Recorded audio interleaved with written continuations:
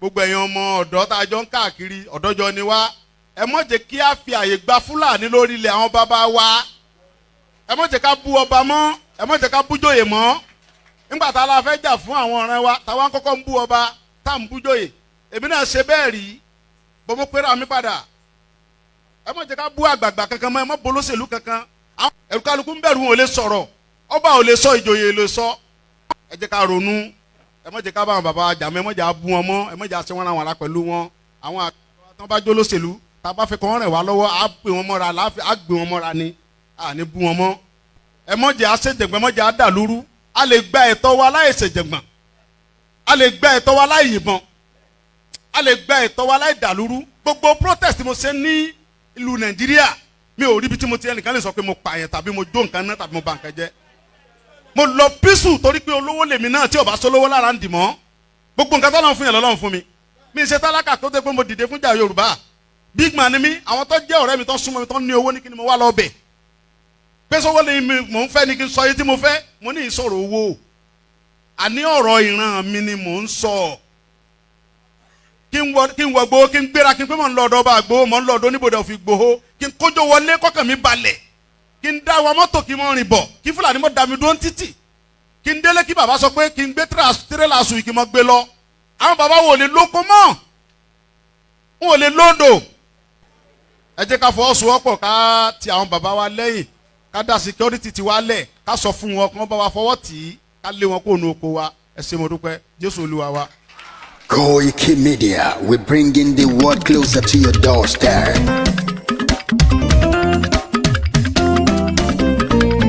KOIKIMEDIA, KOIKIMEDIA,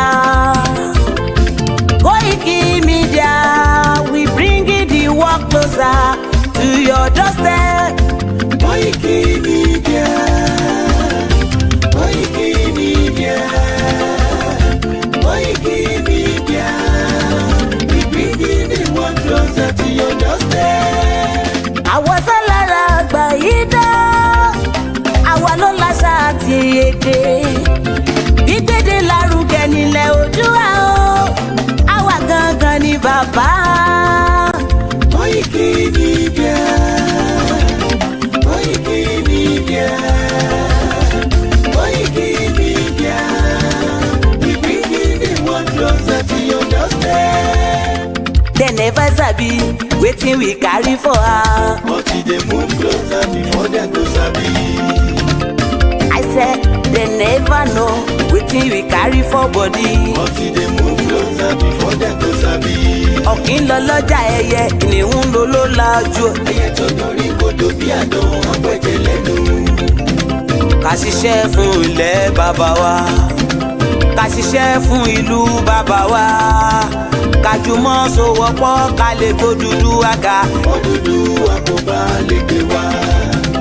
Ọmọ Odùduwà ṣe gírí, ẹ dìde fún ẹ̀tọ́ adúláwọ̀, ká lè jọ jùmọ̀ gbé délẹ̀ ìlérí, ká wálé gba ògo ilẹ̀ wa, ká ṣiṣẹ́ ká lè jọ gbàdé, ká lè gbàdé adé adúláwọ̀, àwa ni mọ̀lẹ̀ tí yóò tàn káàkiri.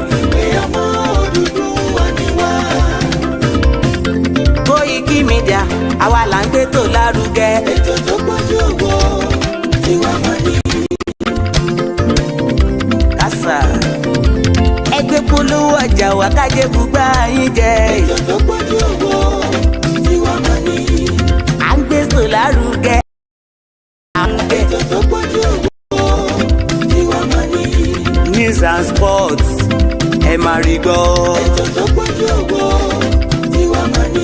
Ọmọ Ìjẹ̀bú alárẹ̀ mi ló ní kí n máa ké tantan. KOIKIMEDIA ọ̀rọ̀ lágbájúmọ̀ mi o, máa bá ṣẹ̀rẹ̀ lọ o. Ọmọ Yorùbá nìyẹn, ọmọ Yorùbá tata o. À ń gbádùn rẹ ọmọ Ìjẹ̀bú alárẹ̀ mi, ṣẹ́yìn ló máa fi dìbò tẹ̀ mọ́lẹ̀ o. Ẹ̀yin lọ́mọ onígbò máa ń dé mádémádé, ẹ̀yin lọ́mọ onígbò máa wọ̀ o. Igbó máa wọ̀ gájòjì ò gbọ́dọ̀ wọ, àjòjì tó bá wọ̀ bẹ́ẹ̀ á tẹ̀lé ní ẹbọra. Ẹ̀yin lọ máa náwó kóyìnbó tó dé ìgbà tó yìnbó dé o owó náà dẹ́ tún pọ̀ sí o Koiki Media ṣàwa ní bàbá. Koiki Media àwọn ní bàbá. Koiki Media àwọn ní bàbá. Àdáńtọ́ àtúnpèrègèdè. Koiki Media àwọn ní bàbá. Àwa là ń gbé tò lárugẹ jẹ́ ká jọ gbọ́ o. Koiki Media àwọn ní bàbá. Àtúnjà fẹ́tọ̀ ilẹ̀ wa fẹ́tọ̀ ilẹ̀ Yorùbá. Koiki Media àwọn ní bàbá. Ọmọ Òdùwà ni wá o tọkàntọkàn. Koiki Media àwọn ní bàbá. Ikú tó ṣe bí lébi òsì àdìmú bàbá iyọ̀. Koiki Media àwọn ní bàbá. We bring you work closer to your doorstep. Koiki Media àwọn ní bàbá. Afẹ́fẹ́ tó ń fẹ́ o tó kàn kí oko lára ni. Koiki Media àwọn ní bàbá. Àpèrègèdè Olódùmarè ló fún wa ṣe. Koiki Media àwọn ní bàbá. Gbogbo ayé ẹ gbọ́ àwa ní bàbá o. Koiki Media àwọn ní bàbá. Ẹ máa bọ̀ wá ẹgbẹ́ polówó ọjà yín wá o. Koiki Media àwọn ní bàbá. Odùduwà lágbèdá ní òtítọ́ lágbèdá ní. Koiki Media àwọn ní bàbá. A kì í sọ̀dálẹ̀, a kì í sódì kẹta. Koiki Media àwọn ní bàbá. Àdúró tán, a tún pèrègèdè. Koiki Media àwọn ní bàbá. Koiki Media we bring you work closer to your doorstep. Àwọn ní bàbá. Koiki Media is around. To give us latest. Is around o. Give us latest. Ladies and gentlemen, Ẹ mú kalẹ̀ sílẹ̀, ẹ tẹ́tí ẹ gbọ́ ètò tó pójú gbogbo. ladies and gentlemen, Kalẹ̀ sílẹ̀, ẹ tẹ́tí ẹ gbọ́ ètò tó pójú gbogbo. Koiki Media is around. To give us latest. Koiki Media.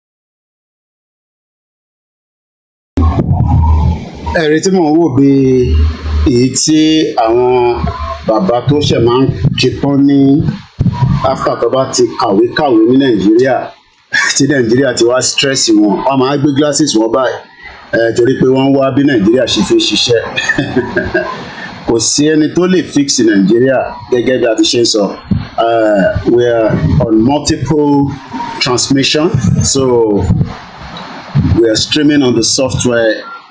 And likewise, I am streaming on the mobile phone. So just in case tí kan bá fẹ́ ṣe ségesège ìkan á lè ṣiṣẹ́, that is the beauty of technology. A very good morning as we are heading just about a few minutes before lunchtime. Ṣé dáadáa ni mo bá gbogbo yín o? As usual, I say good morning, good afternoon, good evening, depending on wherever you join this beautiful transmission that we are bringing live to you. My name is Oluwole Koiki, as everybody calls me, Koiki Media. Mo kí gbogbo wa pé welcome to the transmission, and please share the program. That's all you can do for us. Share it and invite as many people, just to let us have discussion again. Mo kí gbogbo wa lẹ́ẹ̀kan sí pé welcome, and let's just, akọ̀tún sọ̀rọ̀ ni. The weather is beautiful here in London. Àti lé winter lọ, but winter ti fẹ́ ṣe wá léṣe, so we actually allow winter to go, and we now have the sun that is coming all the way down on my head. I hope everybody is fine, and I hope that we all had a very beautiful night for many of us that have it. Mo kí gbogbo ẹ̀yin èèyàn wa ní all the platforms. Like I said, I have my laptop here, and likewise I decided just to bring the laptop out because I want to do some work and also, have some conversation. There's a lot happening in Nigeria, as many of us know. Ìjọba Ìtàlómọ́kẹ́, Mr. Adeyemi Raphael. Sometimes people get to see me when I go live on the mobile phone as compared to the software. I don't know why, but that's the way it is. But at least we're live, and I can say good afternoon. Moki Babami Adeni. If you're new to the platform, this is a platform that discusses about the Yoruba people, to exit Nigeria. We don't have any other much than that Nigeria is not going to work. So there's no amount of your effort to try to save Nigeria, which is never going to work, because it is a deliberate act that they decided to put Nigeria where it is. So táwọn kan bá ní the federal government of Nigeria is making effort so that we can have a good country. Well, the same thing was said now. Nígbà tí Buhari wà níbẹ̀, mo kí bàbá wa Ọ̀túnba Agunbíadé Adémọ́lá, Mr. Ayọ̀túndé Solomon, mo kí ní gbogbo Ìbàràpá, ẹ káàsán sá, ṣé dáadáa lẹ́wà. Mo ní assalamu alaikum fún gbogbo yín olólùfẹ́ wa, Muslim brothers and sisters. Mo kí mọ́mì mi Sarah Oyèlọ́wọ̀, mo kí Mr. Adégoróyè Ọ̀pẹ́yẹmí Àdìsá, olórúkọ olóyè Ìgbòho Òòṣà. Mo kí Mr. Fakunmojokola. Want to thank you, White Lion, Yoruba Nation of going back. You're taking me to work. Going on a walk. I say you're going on a walk.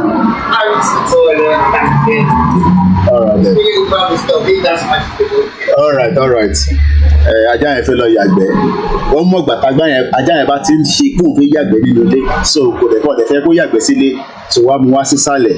But ó gbọ́dọ̀ fi kíní sí lẹ́nu because àwọn ajá oníbùi so according to the law ó gbọ́dọ̀ fi sí. No audio. Ṣé lórí Facebook tàbí níbo ni kò ti sọ́díò? Ṣé lórí ti streaming àbí torí ti mobile phone? Ẹ bá mi confirm. Wọ́n ní no audio. So which of it is not coming out with the audio? Ṣé ilé ìtẹ̀fẹ́ wò mí? So why is the audio not coming out? Ẹ jẹ́ kí n rò. Okay, mo mute ẹni. The audio is back. Ẹ má bínú. That's the beauty of technology. Bàbá mi Boye Joseph, morning, good afternoon, my dear brother. Nigeria is dead. Divide Nigeria now so that we can save life. God bless Yoruba Nation. Yoruba Nation la fẹ́. Wọ́n ní God bless Baba Akintoye. Mo kí bàbá mi Jamiu Alade. Audio yẹn ti padà ní sẹ́yìn confirm mi. Ọwọ́ mi kan mic yẹn nígbà tí mo move positioning phone yẹn. Kò mo fẹ́ kẹ́ máa rí my camouflage. Má lọ wọ camouflage ní Nàìjíríà o. Wàláì wọ́n máa ń nọ́ọ̀tì ẹ̀ bàjẹ́. Don't go and wear camouflage. Èyí tẹ́ wà lórí software nílé rí camouflage yìí. I have my beautiful camouflage. Ìjáyà ẹ̀gbọ́n mi dáadáa ṣàlàfẹ́ lẹ́wà. I think the audio should be back now, Mr. Adegoroye. I am live here and we are live on the software, so feel free wherever you want to comfort yourself. Easy. Ẹ̀gbọ́n mi dáadáa ní gbogbo Amẹ́ríkà. Lágbára Ọlọ́run, èmi náà dé Amẹ́ríkà. Ṣèbíṣà Zuna ti lọ sí Amẹ́ríkà. Ó yẹ kí èmi náà lè dé Amẹ́ríkà. Inshallah. Ọlọ́run á ṣe nínú àjò fún gbogbo wa. Mo nífẹ̀ẹ́ gbogbo wa bí ẹ̀yin náà ṣe nífẹ̀ẹ́ mi, èmi náà nífẹ̀ẹ́ yín. But let us remember that what we are doing today is just to save the future. Mo kí ìyá mi Ọmọlájà Rokus, ẹ ṣé gan ni, one it is back. Ọwọ́ mi ló lọ muted. I can say that, you know, I have my laptop here. Akintoye, Adegoke, wọ́n ní bàbá mi ní Igboho ṣá, Yoruba nation no going back. So ẹ̀yin tẹ́ disagree pẹ̀lú wa náà, it's okay, you know, yeah, for one reason or the other. Bí ẹ̀yin rí nǹkan táwọn ò rí, ó dẹ̀ possible. Ẹ̀wọ̀n fáwọn kan lè máa rí nǹkan kan káwa máa rí. So, you know, but like I always say, time, ago, bí ṣe sọ lóru àná, time will tell. Mo kí gbogbo ìkànnì pátápátá, all the different WhatsApp groups, láì yọ ẹnì kankan sílẹ̀.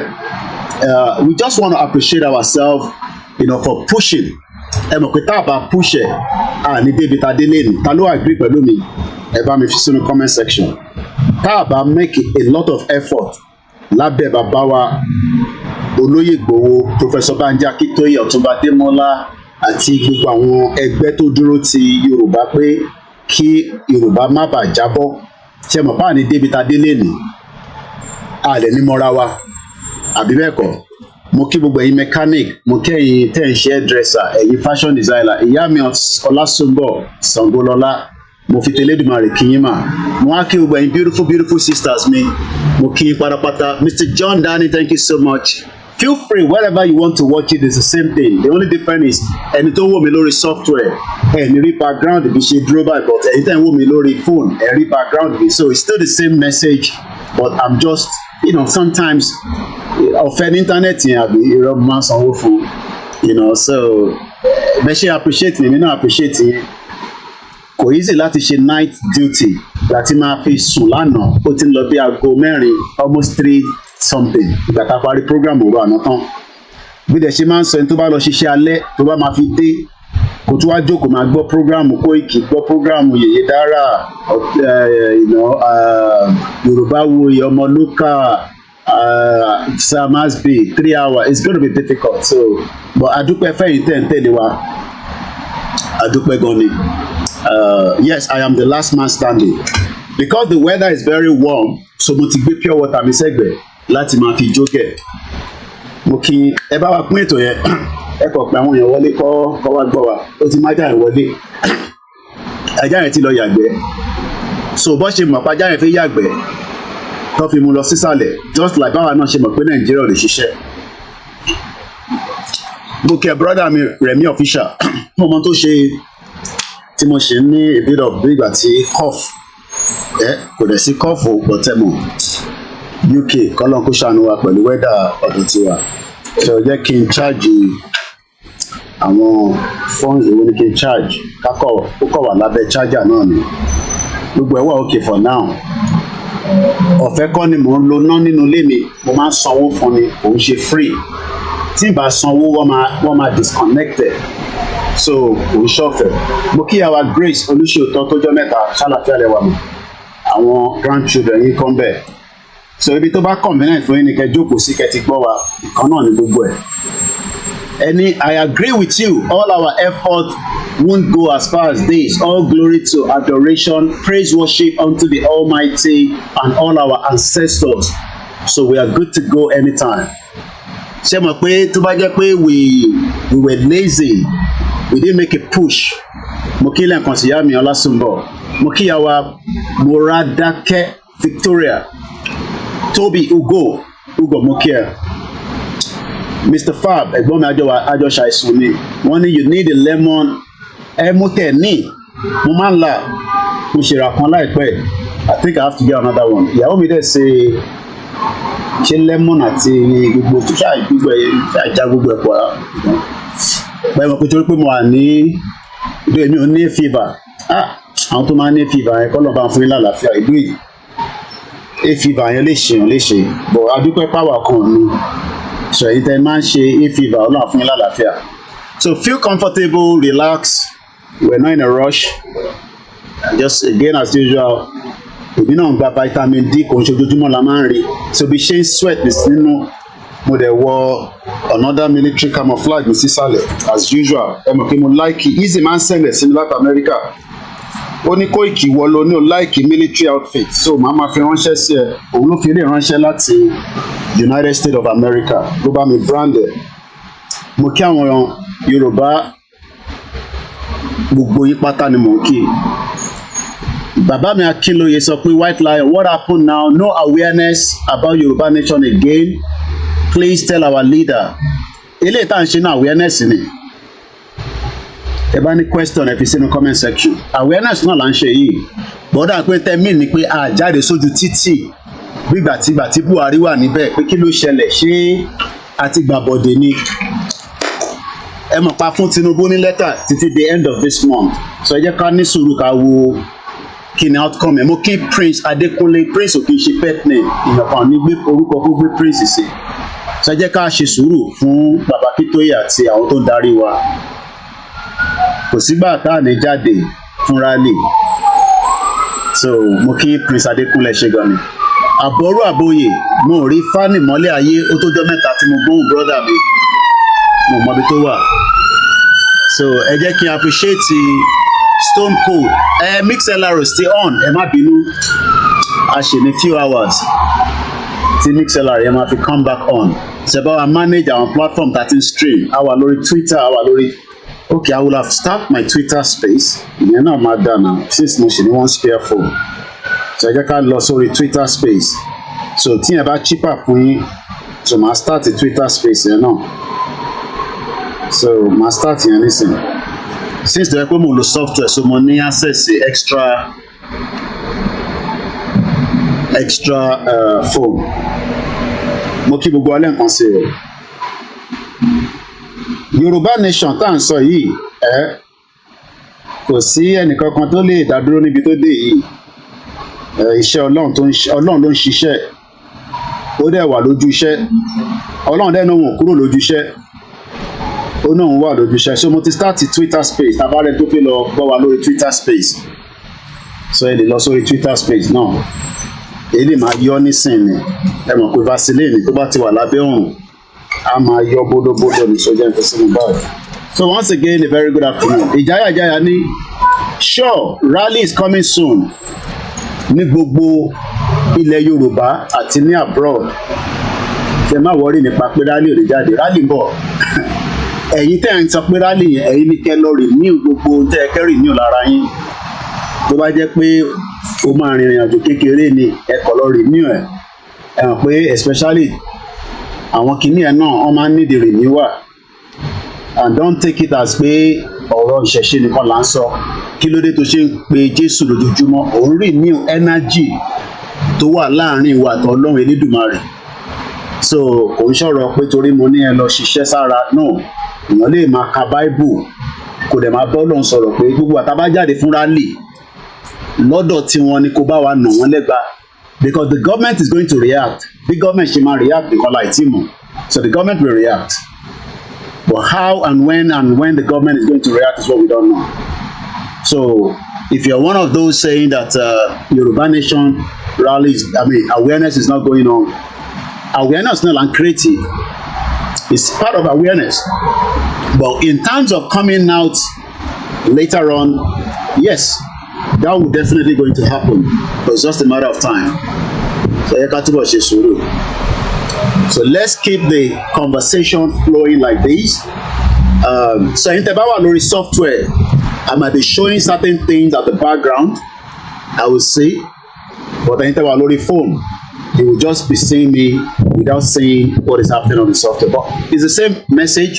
Just feel comfortable. If it's about to take Lori laptop, Lori direct like this. There's a lot happening in Nigeria that we gotta catch up with. Nobody can fix Nigeria. If you're one of those that believe that Nigeria will be fixed, you can put it in the comment section.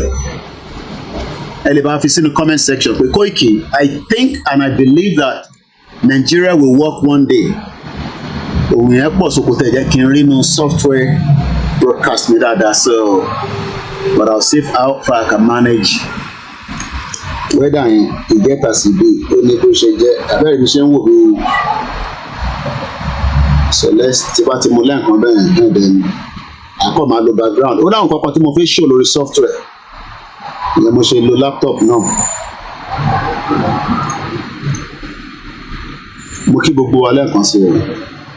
Feel free to share the program.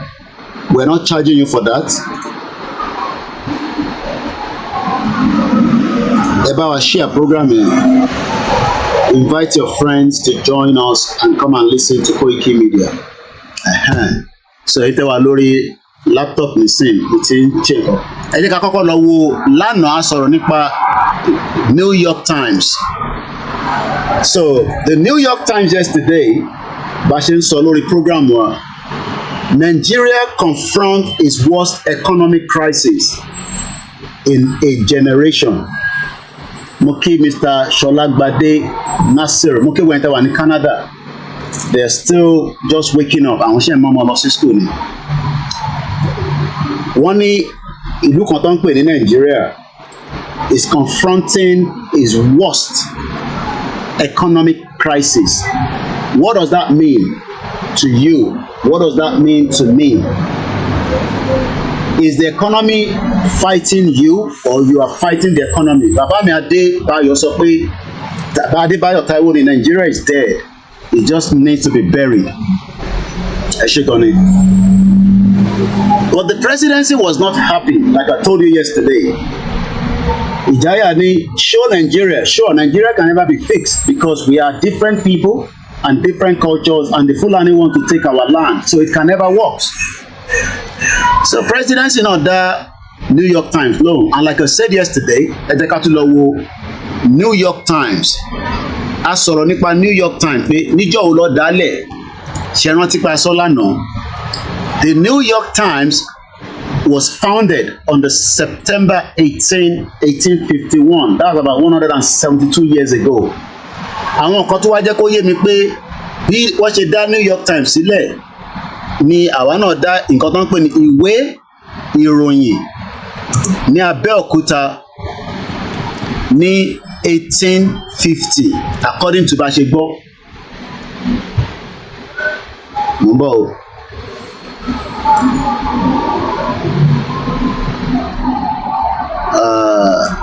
Okay, jẹ́ ká ṣe báyìí.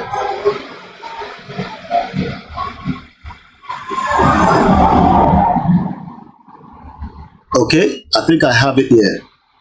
Ìwé ìròyìn, Nigeria First Newspaper. Listen to that. Ìwé ìròyìn, Nigeria First Newspaper, 1859 to 1867. The founding of ìwé ìròyìn.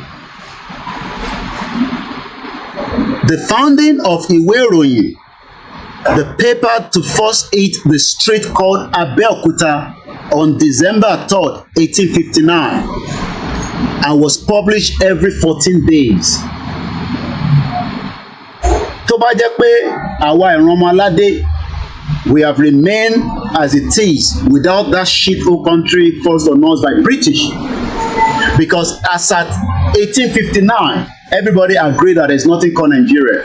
Mo kí bàbá mi Agboola peace, Yoruba nation not going back. Everybody agrees that in 1859 there was nothing called Nigeria. Mo kí bàbá wa Oshinloye Damilare, Yoruba Abeokuta, welcome to the program. So why then are you forcing yourself, bí ọmọ Yorùbá, to try to fix Nigeria? Bàbá mi Sunday Ọlájọjọ ni we need this Yoruba nation, God will help us and the peace of our land will come back. Ẹgbọ́n mi dáadáa. Ìwé ìròyìn was founded December 3rd, 1859, and it was published every 14 days. Kí lẹ rò pọ́n ṣe ń publish ẹ̀? Kí ni purpose tó fi jáde? That is who we are until the British, for their own selfish interest, amalgamated us with another indigenous ethnic, and we are not tribes. Kì í ṣe tribes. Mọ́ra wa rí, àmọ́ Ìgbò rí, àmọ́ Haúsá rí, olúkálùkù ò mọ́ra wọn rí. We were living, yes, very close to each other, but mọ́ra wa rí. Mo kí brother mi, ẹ̀gbọ́n mi Ọlálékan, ìyá mi Comfort Nikki, ṣàlàfíà lẹwà àwọn ọmọ kan bẹ́ẹ̀. Ìyá wa Grace Olúṣọ̀tọ́ni is a thing every one of them knows, but they're just playing games with our precious lives. But our lives are meaningless to them. But their life, they will live to regret every bit of action and activities. I'm talking about our politicians that have made every one of us to suffer, even though we have the wealth, we have the knowledge.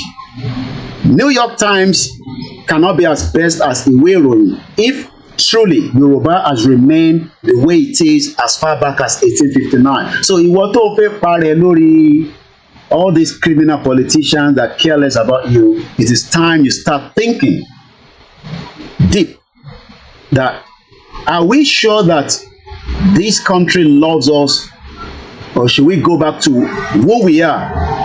Gẹ́gẹ́ bí Ìwé Ìròyìn, the paper ìwé yẹn tó ń pè ní the newspaper Ìwé Ìròyìn hit the street of Abeokuta, so that shows that Abeokuta has been a place before the British converted it to Nigeria.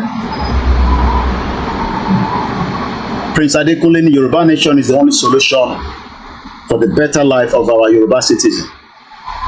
Ó wá yà mí lẹ́nu tọ́mọ Yorùbá ń defend Nigeria. Koiki, no, it's about the leadership. It's about the leadership. Ṣíọyín ó yẹ kójú tí ìwọ ọmọ Yorùbá tó ń defend Nigeria. Níbi tílẹ̀ dé ṣúlẹ̀dẹ̀ tó bá tẹ̀jẹ́ pé tẹ́lẹ̀ ó ń defend ẹ̀ for one reason. Ṣèbí Tinubu tẹ̀ fẹ́ fi dé ó ti débẹ̀ náà. Bàbá ẹ̀ ní ló kàn.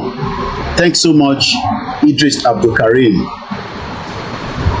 Mo kí Mr. Joshua. Ẹlòmíì máa wọlé wọ̀ fi kí wa. Gbogbo yín náà ni mo kí and all the silent listeners. Àtẹ̀yìntẹ̀ ti bá jágbajàgba lọ sọ́dọ̀ onítìrì. Ó ti gba country fún yín. Ẹ wá ń ṣòṣì bí ẹran aṣẹ́wó. Ẹ ń sọ pé ti gba country. Orí ń ta yín. Wálé Àdé àti Ìjìlá àti Black Goat àti àjàkálẹ̀ àrùn. Ẹ̀rọ kí mi ò kí ń response wọn bọ̀ lẹ́ǹkan kan bẹ́ẹ̀ just to let them know that ẹ ṣòṣì bí ẹran aṣẹ́wó. ẹ̀yin non-nentical people. Mo kí ẹ̀jẹ̀rẹ̀ brother mi Yorùbá Abẹ́òkúta wọ́n ní good afternoon Mr. Koiki, you are a good man, God will continue blessing you in Jesus name, amen. Farabalẹ̀ kó gbọ́ wọ́n ní pépà kan wà nílùú Abẹ́òkúta ní 1859. Ẹ jẹ́ ká calculate ẹ jẹ́ ká lọ calculate kankan. Mo fẹ́ lọ mú calculator mi wá ni o. So ẹ jẹ́ ká lọ wo ẹ jẹ́ ká calculate kankan. So ẹ jẹ́ ká minus 1914 minus 1859. Má ṣe o. Ǹjẹ́ mo yọ ọdún tí ìwé ìròyìn ti exist before the 1914 amalgamation? Ta ló lè gẹ̀ẹ́sẹ̀? You just minus 1914 minus 1859. Ìwé ìròyìn tí wọ́n ní wọ́n dálẹ̀ nílùú Abẹ́òkúta ní 1859 December 3rd. That means after tọ́dá pépà ìsílẹ̀, it took another ṣé mo tàbọn òyìnbó ò dáa àwọn àbá sọ́bà àtúmọ̀ àpàbó ti tàbọn àwa dẹ̀kọ́lá ní English. Ẹ̀gbọ́n mi Jimmy Koya mo kí ẹ dáadáa. Wọ́n ní Yorùbá nation is the only way to our problem. Ẹ gbọ́ bí ìbáyìí dáadáa ẹ̀yin ọmọ Yorùbá. Ẹ rí pé mò ń try láti sọ Yorùbá púpọ̀ lẹ́ẹ̀kọ̀ọ̀kan nínú program. I just want you to listen. Mo fẹ́ make una listen very well. Ẹ farabalẹ̀. Kò sẹ́ni kankan tó ń bá ọmọ Yorùbá kankan jà. Tó bá sì ń support APC right ẹni àgbà kúrò lọ́wọ́ ẹ̀. It's your right to support APC, but make sure pé APC can make sure that your life is better until tí Tinubu máa fi ṣèjọba ẹ̀ lọ. Kọ́lọ̀ fún ṣe. Because we are not praying for àwọn ọmọ Igbo lè máa pray kí Tinubu kó kú. Ọmọ Yorùbá kọ̀ọ̀kan gbọ́dọ̀ pray fún Tinubu kó kú because Shetima will be your president. It's as simple as that. So if you pray for the death of Tinubu right now, Shetima automatically, according to the fraudulent constitution, becomes your president and life will become more difficult. What is so spiritually, and we are saying it in terms of the knowledge, ta ní pé tí Tinubu bá lọ, Shetima bá wọlé, ó máa tighten gbogbo nǹkan tá à ń sọ yìí. Mo kí brother mi Ramon Tunde. Listen to this. Between the time that we have this newspaper and the time Nigeria was amalgamated by the fraudulent British system that created what is known as Nigeria today, it was 55 years interval. Mr. Debayo Taiwo, Nigeria is a politician patrice. Nigeria is not for Yoruba, it's not for Igbo, it's not for even Fulani, it's only for Fulani and the politician.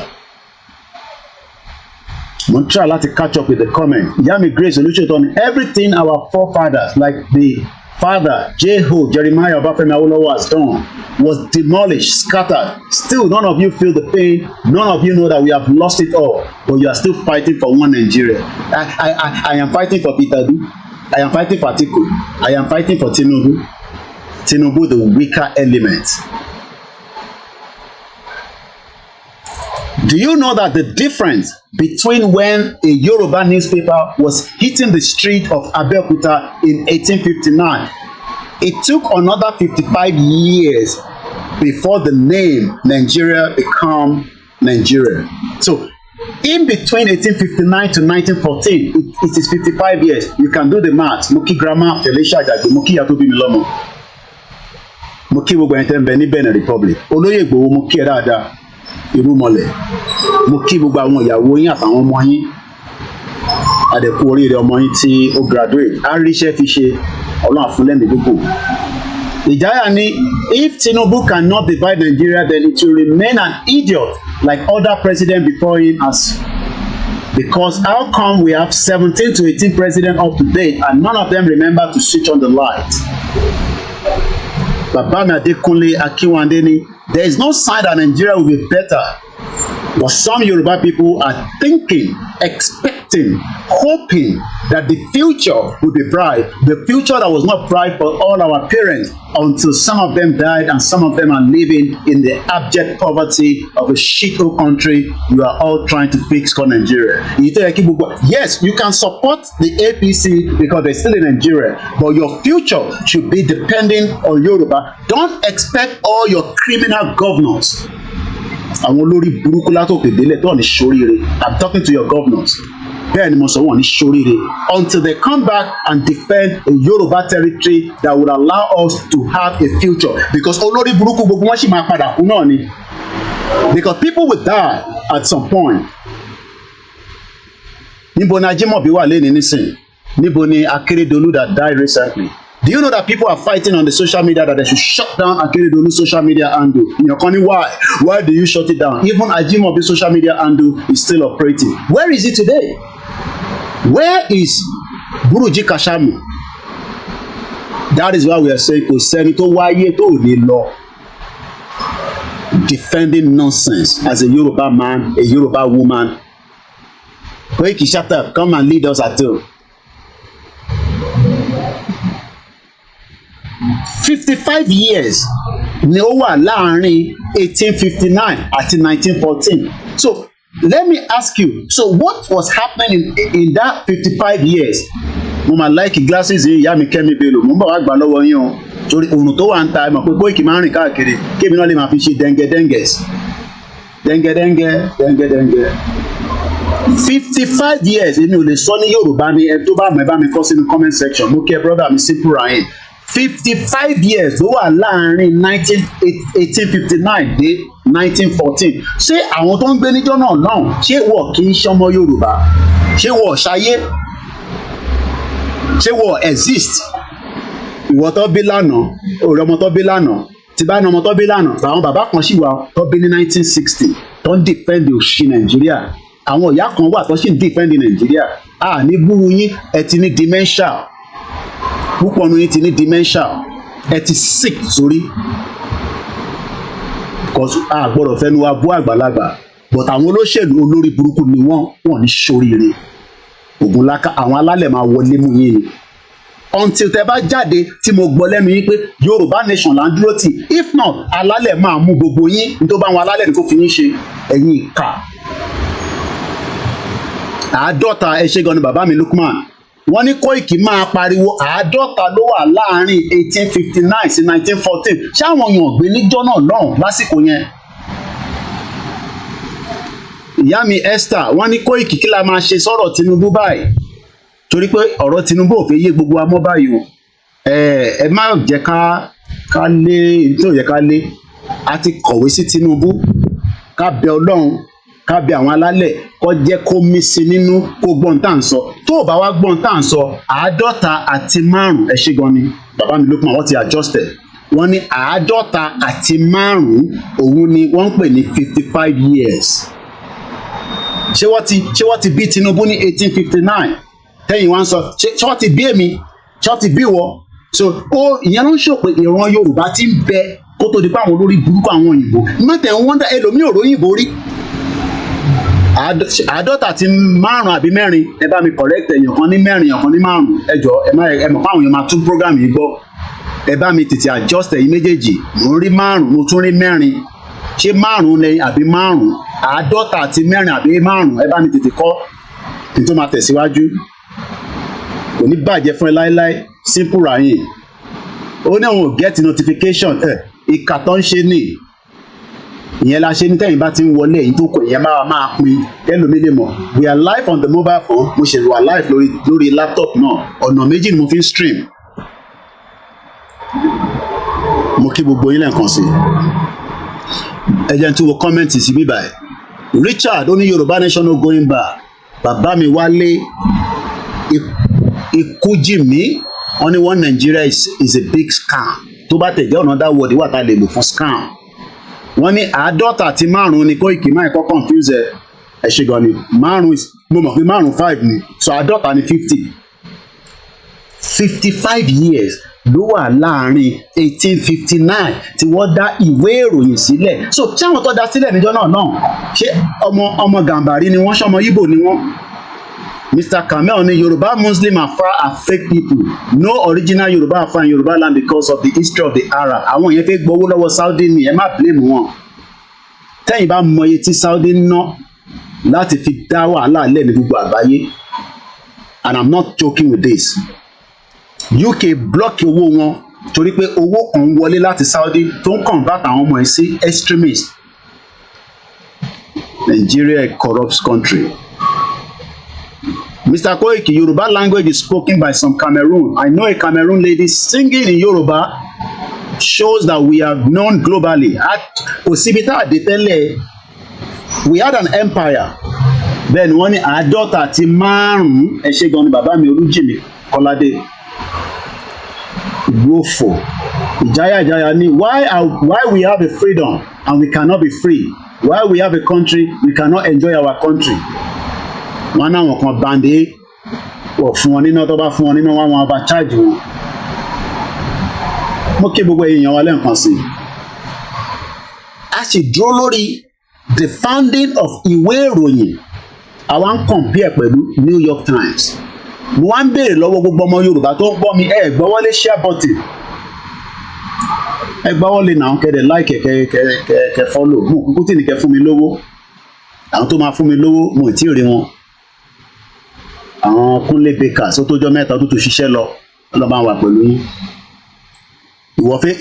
ìwọ ń gbàdúrà kọ́ Ọlọ́run jẹ́ kí Nàìjíríà wà fix tètè máa jẹ́ kàdúrà ẹ̀ lọ sọ́dọ̀ ilẹ̀ Yorùbá pé k'Ọlọ́run jọ nínú ọlá ẹ̀ nínú àánú ẹ̀ nínú mẹ́sì ẹ̀ kó tètè jẹ́ kí ìran Yorùbá jáde kí ẹ wá rí nǹkan pè ní transformation láàrin èmi àti ìwọ torí pé gbogbo wa la ní ọpọlọ máa wò pé ẹni tó wà lábúrọ̀dì kan ló ní ọpọlọ kò sí opportunity fún ẹni tó opportunity bá dé fún ẹ wàá rí pé yàtọ̀ wà tá a bá brush ẹ up gan wàá máa bá wa develop àwọn nǹkan tó yẹ pé a máa send lọ sí táwa náà máa lọ sí moon ṣé Elon Musk àwọn tó ń lò wọ́n ní 1859 àti dáwọ̀ èlò àwọn tó dálẹ̀ níjọ́ náà ṣẹ́ wọ̀ ọ̀lọ́pọlọ ni a Yoruba newspaper ní 1859 ìwọ wá fẹ́ defend Nàìjíríà torí pé ogún PhD holder master holder 55 wá sọ di ṣeréṣeré àwọn òyìnbó lórí burúkú wá rí pé àwọn eléyìí ti establish newspaper ní 1859 àwọn eléyìí ti were ahead of the game what we need to do now is we need to pull them down that's what they did in tó ṣe nìyẹn náà. The English put us down because they can see the future of the ìyẹn ní Yorùbá ṣe wà ní all over the world.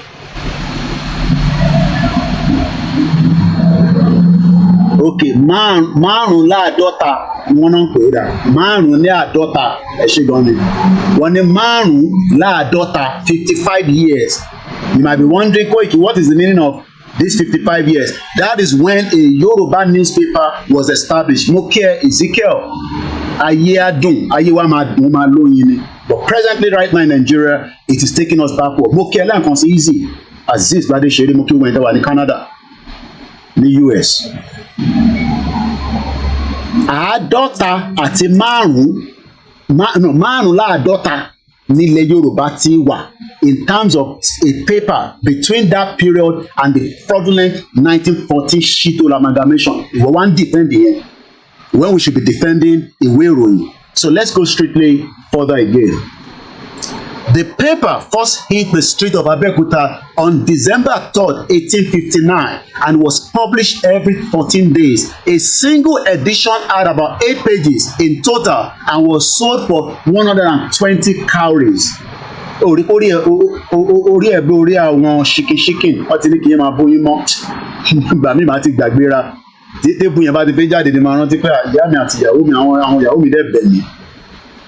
Hey brother mi àwọn tó gbọ́ Yorùbá ní márùn-ún láàdọ́ta oríṣiríṣi Yorùbá. Yẹmí Fátókè ẹ̀gbọ́n mi mọ́ òrówó ọdún o.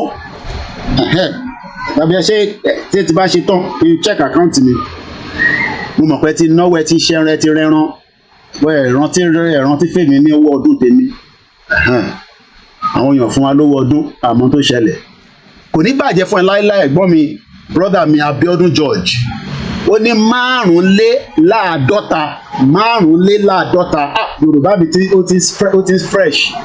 So where do we put that márùnléláàádọ́ta yẹn so ká jùnú so that I can save Nigeria? Wọ́n ní níjọ́ náà it cost 100. Ẹlòmíì ọ̀rẹ́ tí mo sọ ẹlòmíì ò gbọ́ rí o. Ìyẹn mo ṣe sọ pé platform tiwa is an educated platform. Ó máa gbọ́ràn. Ó ń defend Nigeria. Cowries là ń lò níjọ́ náà lọ́hùn. Wọ́n ní tó bá máa ra paper yẹn you will spend 120 cowries. A ní COWRIES. Àwa nílùú òyìnbó máa ń láìka pé ní Charlie Oscar Whiskey Romeo India Echo Sarah. Cowries 120 cowries ló máa ní láti fi ra ìwé ìròyìn níjọ́ náà lọ́hùn ní 1859. Wọ́n ló máa ń jáde ní every 14 days. Ẹ̀gbọ́n mi Abiodun George ní márùnléláàádọ́ta ló wà láàrin between 1859 and the shithole 1914. Wọ́n ti fi tẹ bá fẹ́ fún mi lówó First Bank 30 kọ sílẹ̀ má gbàgbé 30 kò ń ṣòwò Yorùbá Nation owó mídíà owó tí Koiki náà máa fi jàkàrà 30 96 80 88 48. Donate to support good journalism. The New York Times ẹ̀yin tẹ́ ń wò mí lórí kíní lánàá ẹ máa rò pé mò ń ṣeré ni ẹja gbọ́wọ́ ni ẹ̀yin tẹ́ bá ń wò lórí software ọ̀nà méjì mo ti ń stream ẹ máa wọrí the same thing náà lájọ́ ń wò ó kọ́ ẹ̀pẹ́ tó wà lórí laptop ó máa rí ìmọ̀ ẹni tó wà lórí laptop máa rí nǹkan ju èmi lọ ju ẹ̀yin tẹ́ wà lórí fóònù lọ. Now mo gbọ́wọ́lé átíkù yẹn àbí tó bá yẹ kó fún mi l'access láàárọ̀ ẹ̀ tí ó lánàá kò fún wa l'access kí ni mo sọ ṣèbí mo ní mo sọ lánàá á dàbí pé yàn parọ́ ni ẹ̀gbọ́n mi fáàbù kí ẹ bá ń kí mọ́ mi. Òun ló sọ yìí ó ní Koiki ó san £2 náà báwo ló ṣe fi access website yìí ẹni tó bá wà lórí laptop ẹni tó bá ní fóònù méjì ẹ lè máa wò mí lọ́nà méjì.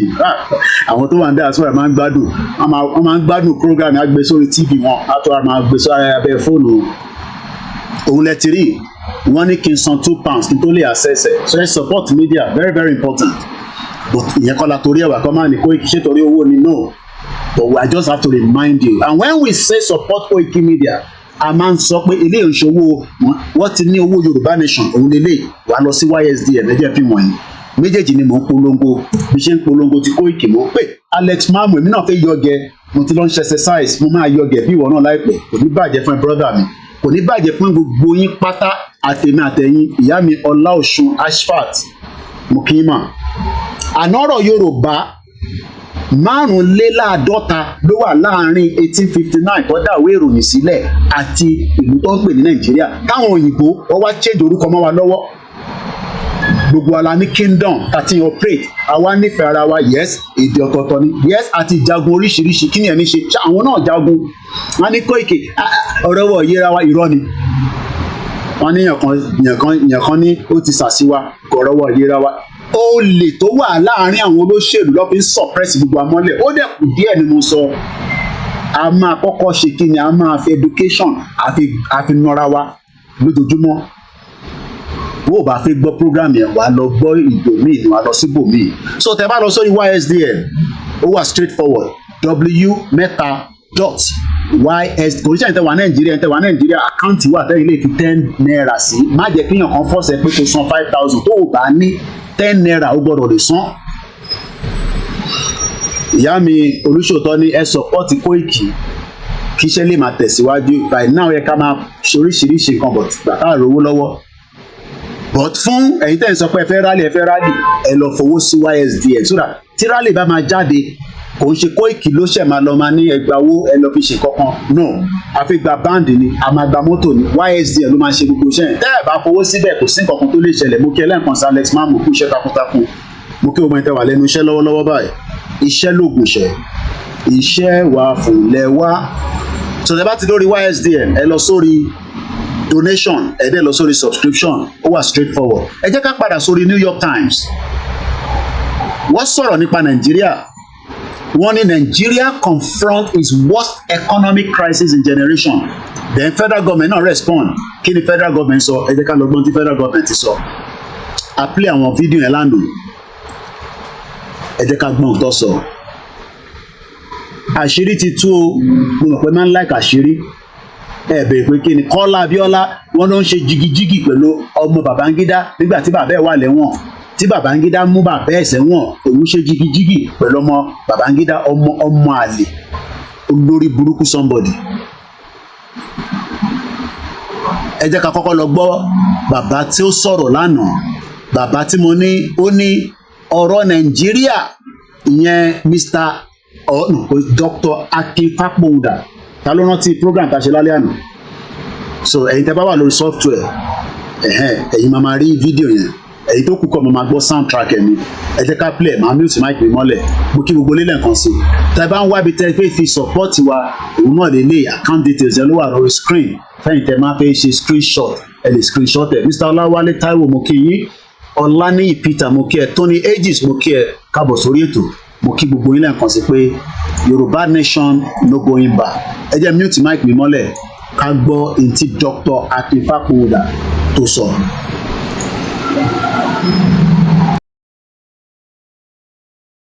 The way no other word or expression has done in living memory. That conversation had been low profile from the very foundations of Nigeria. But why has it become such a thorny issue across the country over the past decade or so? Well, joining us now to discuss all the emerging angles to it is Dr. Akintoye, a retired public servant, as it prefers to be identified, and Secretary, Eminent Elders Forum. Good morning, Dr. Fakunda. Good to have you join us this beautiful Sunday Saturday on the morning show. Good morning to you. Good morning to viewers today. Happy Father's Day to everyone. Thank you so much, sir. Happy Father's Day to you too. All right, let's talk restructuring. Let's talk Nigeria, sir. I'm aware, as many people are, that you have submitted a letter, a draft bill to the presidency after some initial issues around the propriety of sending it to the House of Representatives, basically seeking to have Nigeria restructured. Tell us why this is your concern at this point, what the draft bill is about, and what are you trying to achieve? Are you speaking for yourself, or are you speaking for either the Afenifere or the Yoruba Elders Council? Thank you very much. So many questions roll into one. The bottom line is that it is now time. The time has come for us to change the structure of Nigeria. If we don't do it now, and we go into the next election in 2017 with what we have now. 2027, sir. Then we are doing the same 27. Then we are doing the same things and the same way, and we're expecting a better result. We don't have a good outcome of what we have had in 2023. We've not had a good outcome of what we have had since the beginning of 1999, this administration, this dispensation. So it is time for this country to do something in the next couple of months. And being a student of of Nigerian politics at my age. I know, for instance, you cannot get anything done through National Assembly as a private member, private citizen. It will not fly. It will just die in a committee. It's only the president that can forward a bill to National Assembly that has a very high chance of passage. What I did was to articulate the features of what should be in a restructured Nigeria.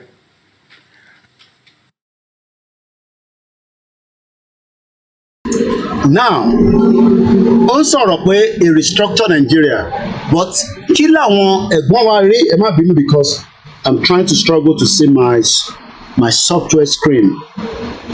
Àwọn ẹ̀gbọ́n wa kan ní ibo ni gbogbo àwọn ilé wà, ọ̀rọ̀ restructure tẹ̀ ń dárúkọ yìí kò lè bá ọ̀rọ̀ tó wà nílẹ̀ mọ́.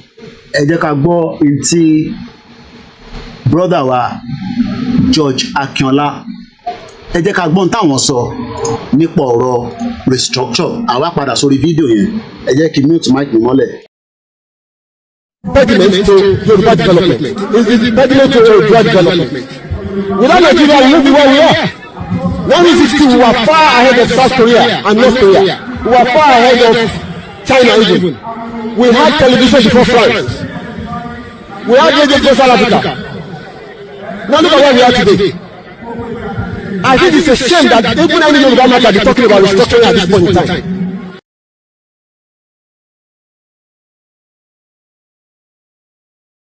Now, Dr.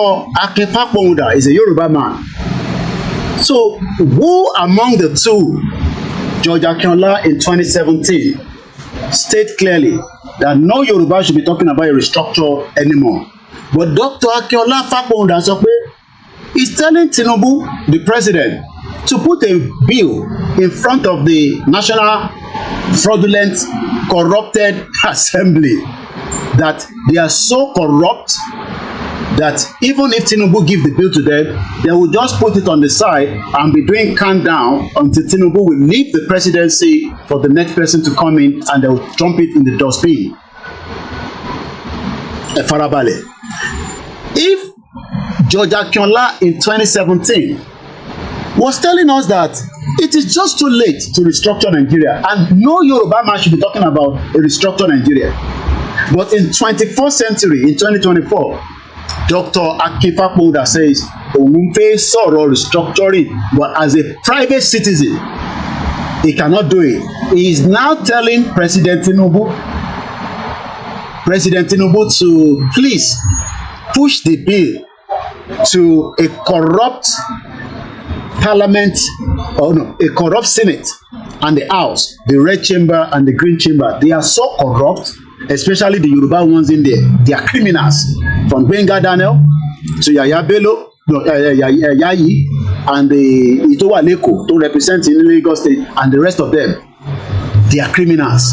Ṣé mọ̀ pé owó tó ń gbà yẹn, the constituency project, you don't know what they do with it. They collect billions. Wọ́n náà ní omi tó fẹ́ ṣe sádùúgbò wọn. Wọ́n náà ní kankan tó fẹ́ ṣe. According to the constitution, they give them the money. Nobody is accounted, no auditing, no question is asked. Tó bá béèrè question lọ́wọ́ wọn, wọ́n á rán àwọn thugs wọn kọ́ wá pa ẹ́ sílẹ̀. And that is why a lot of Yoruba people kept quiet. Let's complete what Akinola said, and we go back to the video of Dr. Akintoye. What are we restructuring? This country that is already shot to pieces? I don't think that's what we want. But they are always talking about giving Nigeria a chance. The process of Yoruba with Nigeria has come to an end. If it has come to an end, why then are still some Yoruba people pushing us into the dungeon? I am not talking about the Fulani that are killing us in the forest. Economically wise, there's nothing you would do to revive the Yoruba economy as it stands today. Papa Smith, Mokiyisa, Camille Abbas, the problem of one Nigeria is Igbo, Hausa, Fulani is a criminal, political, and a slavery foreign. There is no amount of your effort. I am Sophie, there is no amount of your effort and my effort in terms of pushing our investment in Yoruba land today that you will survive. That is why businesses are closing down. I am not talking about the attacks by the Fulani terrorists. I am talking about economic-wise generally. Look, if you like this, go and go to hotel, fruitful. It will eventually close down along the line one day. Àfi tó bá jẹ́ pé owó cocaine àbówó ogbó àbówó olè ló fi operate. If you are using your hard-earned currency in Nigeria today, it will not take long before that business will collapse. And you can disagree with me in the comment section. So let's listen more to Dr. Akintoye suggesting that we should push Mukiyami Beauty Amokwe Kasoma. It's almost 1 o'clock. Gbogbo programming probably an hour to go more. Lagbaro long. There is no amount of your effort, my effort in the effort. Mukiyami Beauty Amokwe, ìyá wọn ní salon in Nigeria. Turn import kan wọlé because there's no production. Tó bá tẹ̀ ní káwọn máa produce nǹkan tó fi máa tà. Number one, there is no enough support to produce. So she would have to import, and there's nothing wrong in importation. But what that is happening is that it is killing your own system, because a country that is not producing is as useless as tissue paper. So your effort, my effort in trying to revive a dead economy is like it is going to sink every one of us together. Then you can argue that, say, okay, Koiki, but what are our governors doing? KOIKIMEDIA, I have 27 seconds. Because Instagram gives only 1 hour for us to go and come back. Your effort and my effort would not make any impact to drive the Yoruba land economy. Yes, I'm also in Taja, but they are struggling. They are really, really struggling, even with all their effort. Because it's a dead economy in what you operate. They are operating inside what is known as a dead economy, which is called Nigeria. Because the Nigerian economy is dead, and nobody, not even President Tinubu, can revive it. It is dead.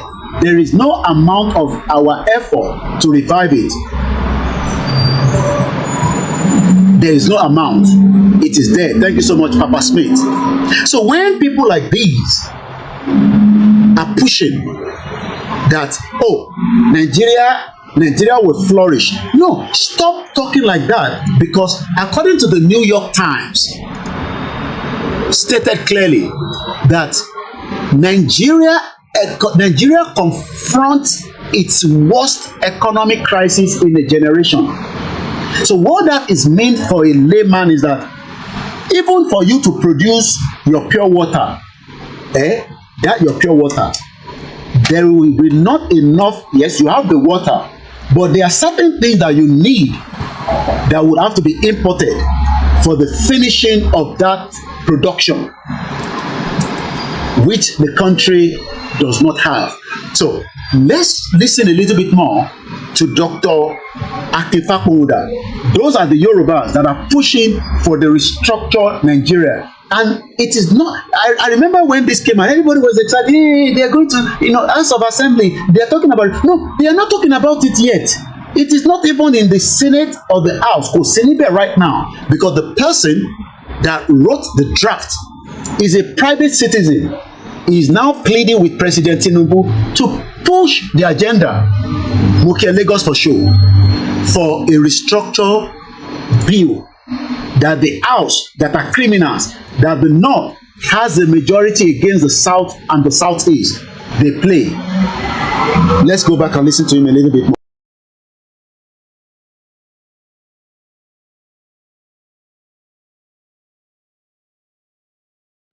Put into a document and forward it as a suggestion to the president of Nigeria, because he's the only one sitting on the throne now.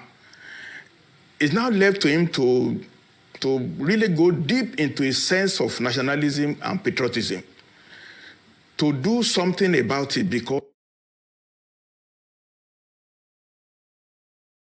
it's talking about nationalism. If Tinubu has the will, for argument's sake, let me play the devil advocate. Should President Bola Tinubu have the desire, the wish to bring back a regional system of government, a restructured Nigeria, shey the North have the same true nationalism like Tinubu? Question mark. Ṣé gbogbo àwọn tó wà ní Senate, including the criminal Yorubas that will fight Tinubu behind the scene to make sure that that bill does not even go through stage 1? People like Yayi, Olori Buruku, and if you don't know who Yayi is, Olori software, let me show you some of these criminals. So let's do it this way. Southwest, let's go and look at their faces and their names. Southwest senators. Ẹ jẹ́ ká lọ wo Southwest senators, Nigeria.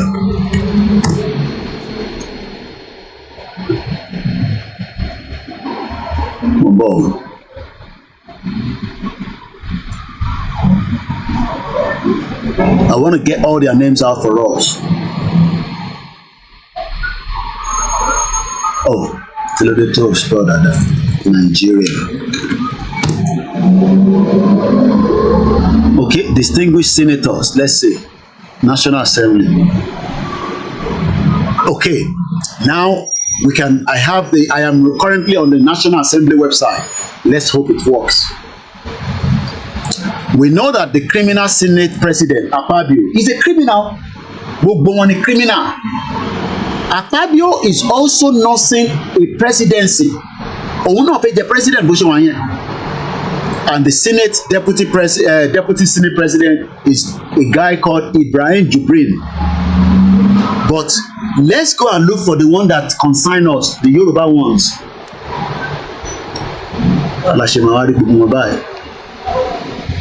Okay, I will start with, okay, I'll do it this way. Ogun State, Ademola Solomon Yayi, another fraudulent Yoruba criminal, is a senator. System, that is his face. He was one time the senator in Alimosho. Ǹjẹ́ yìí rò pé àwọn eléyìí wọ́n máa gbàdúrà pé kí ìran Yorùbá dá dúró látara mùdùmúdùn tó ń jẹ ẹ̀rọ orí ẹ̀ borí bọ́ọ̀lù méjì tó ń gbá lọ́wọ́lọ́wọ́ ní Germany? They are criminals. Òun lè ó sá kúrò ní Alimosho, ó tún lọ join wọn ní Ogun State. He is currently Ogun West APC. He is a Yoruba man. He is a criminal. These are the people that will truncate matter kan. Àwọn ló máa dá lágbóòlù. Mo kí gbogbo àwọn ọba tó bá wà lábẹ́ ètò kan gbọ́ wa.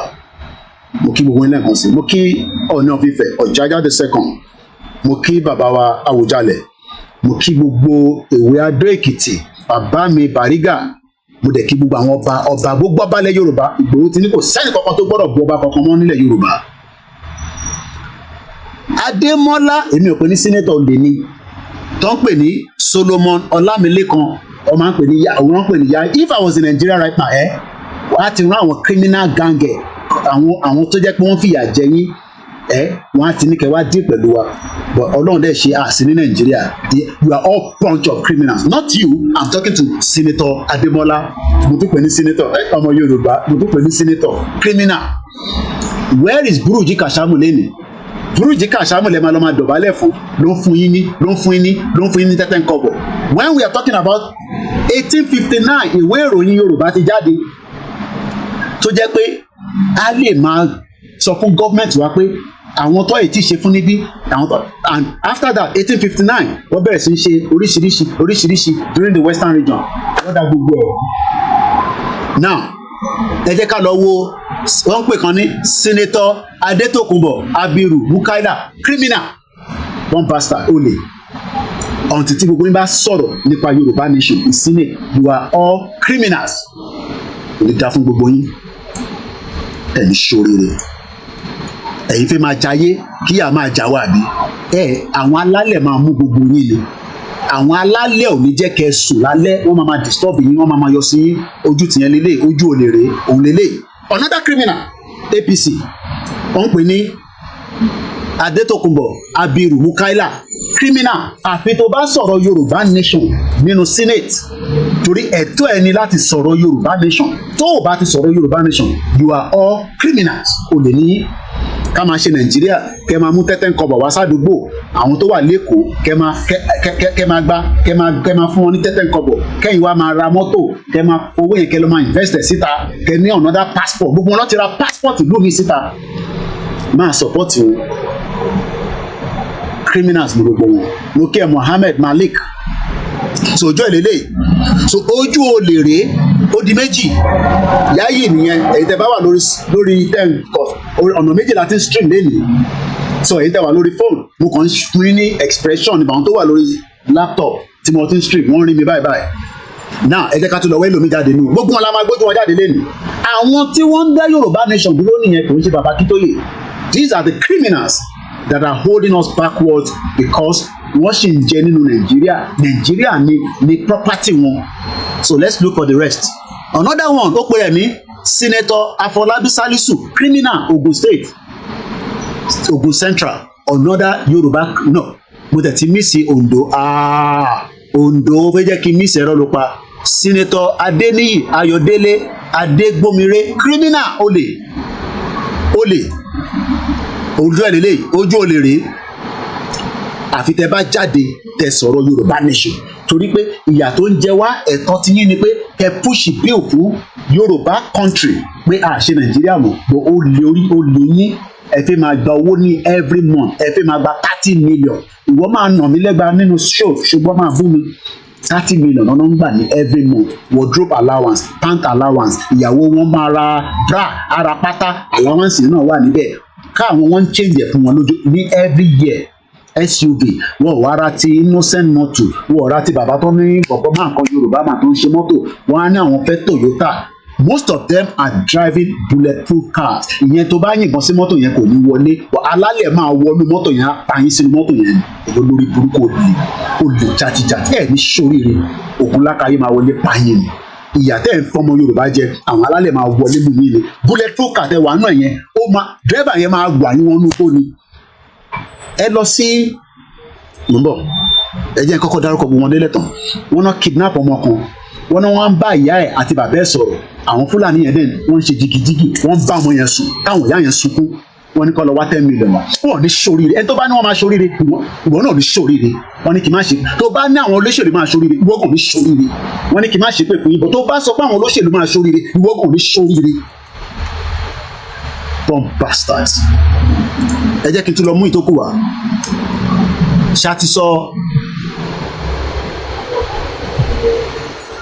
Ogun State ó náà wọn Afọlábí Sálísù olè ojú olè rèé olè ojú olè rèé olè Sálísù olè gbogbo adéfìlà babawo lọ́wọ́ àwọn criminals ẹ rò pé mò ń ṣeré máa kà mò ń fẹ́ distract rẹ létí mo bá lọ máa kà fún yín wọ́n ní wọ́n kò ń ṣèyàn kan kò ń ṣe mẹ́ta wọ́n náà ń bá ọmọ yẹn mo fi sọ ní èdè ká máa ẹ ó ṣọ̀ṣọ́ wọn wọ́n náà ń gba sí fọ́ọ̀mù yẹn wọ́n dẹ̀ wà lórí fọ́ọ̀mù pẹ̀lú àwọn yẹn pé tẹ́ ẹ̀ bá mówó wá ojoojúmọ́ la máa bọ́mọ yín sùn eléyìí ṣẹ̀ṣẹ̀lẹ̀ ni o máa sọ pé dey play tó bá jẹ́ pàbúrò ẹ̀ lọ́ mú mọ́lẹ̀ tó ń kì mọ́lẹ̀ bẹ́ẹ̀ wàá sọ pé kí n má ṣe pé fún un idiot ojú olè rèé olè òròjọ́ ẹ̀ adéfìlà nísìn tó bá dàdúgbò ẹ̀ pẹ̀lú bulletproof car bọ́lẹ̀ á pín tẹ́tẹ́ ń kọ̀wọ̀ fáwọn ọmọ yẹn àwọn náà ní Senator Afọlábí Sálísù kò ní ṣoríire olórí burúkú Senator kọ́ Senator ni kò sí tó kọ́ mi pẹ́ láwọn ti ẹ̀yà tó kù next àwọn tọ̀dọ̀ tiwa nìkan ni mo need Ọ̀yọ́ eléyìí tó ń jẹ́ Buhari bíá Fúlàní ni oh no ẹlòmíràn mọ gbogbo àwọn tá à ń sọ yìí ó wọ́n máa wá sórí orí platform ẹ máa bọ́ àwa torí pé àwa wà lórí social media lójú ṣọlẹ tí bá send email sí MP mi láàárọ̀ ó gbọ́dọ̀ dá mi lóhùn within 7 days potentially election bọ̀ lẹ́sìn tí gbogbo wọn táyà wọn ń já torí bí nǹkan ṣe ń lọ lọ́wọ́lọ́wọ́ ó ṣeéṣe kí conservative kó lose election 14 years wọ́n ti ní wá lára a máa lé wọn lọ ni kò dẹ̀ sẹ́ni tó máa dìbò tó máa nà pa nídìí July 4 mo lọ tẹ̀ka màá ṣe òyìn ní life yẹn tí bá ti ń lọ mo lọ tẹ̀ka Senator Buhari Abdulfatai Ọmọ́táyọ̀ Fúlàní lélẹ̀ máa jẹ́ Ọ̀yọ́ North olórí burúkú gbogbo ìlú Ọ̀yọ́ nísìnyí náà ń jìyà tí à ń jẹ wọ́n ojú olè rèé olè gbogbo yín ni máa gbójú yín síta nísìnyí ẹ̀rọ rí ẹ̀ bó ṣe tó kẹ̀m̀bẹ̀kẹ̀m̀bẹ̀ ẹ̀rọ rí ẹ̀ bó ṣe tó kẹ̀m̀bẹ̀kẹ̀m̀bẹ̀ òun lè léyìí ẹ má mix ẹ̀ papọ̀ òun lè léyìí àwọn kan ní Koiki àwọn dẹ̀ máa rán àwọn èèyàn lọ sí Mẹ́kà mo ní kọ́ rán yín lọ sí Mẹ́kà tó bá ń ṣiṣẹ́ òun ní ẹ̀rẹ́ anybody kò rán ẹ lọ sí Mẹ́kà fowó ara ẹ lọ sí Mẹ́kà fowó ara ẹ lọ sí Jerusalem ò need anybody kó wá rán ẹ lọ sí Mẹ́kà ò need the slot ẹlòmíì ní sísè torí slot tó fẹ́ gbà lọ́wọ́ wọn Koiki tó bá ní kí n má bu wọn ìwọ lè pé ń bọ̀ wá bá torí wọ́n ti ní kí n má ṣépè fẹ́yìn bọ̀ tó bá ní kí n má bu olóṣèlú Prophet Nasiru láì ní kí a máa ṣépè fún wọn bàbá wa Tibetan ó ní ká ṣépè fún wọn tó bá wá síbẹ̀ tó bá ní kí n má ṣépè fún olóṣèlú ìwọ lè pè yẹn ni máa dálé lórí torí àṣépè fẹ́yìn mọ́ nísìnyí ẹ̀yin ò nídìí pè mọ́ òun ṣẹ́yìn Yorùbá nation àwọn tó agree pẹ̀lú wa eléyìí Fúlàní ni o eléyìí tó ń jẹ́ Buhari ìbíkọ́ Buhari olórí burúkú tí Tinubu gbé gbogbo owó tó fi lọ gbé wá Tinubu ló gbé Buhari wá Tinubu wá sọ pé the Nigerian economy is not dead ó ti kú ẹ bá wa pín ètò yìí náà ìbí mi nìkan mo wà live for now ẹ pín ètò yìí àmọ́ tí ń bọ̀ lọ́dọ̀ Gbénga Dání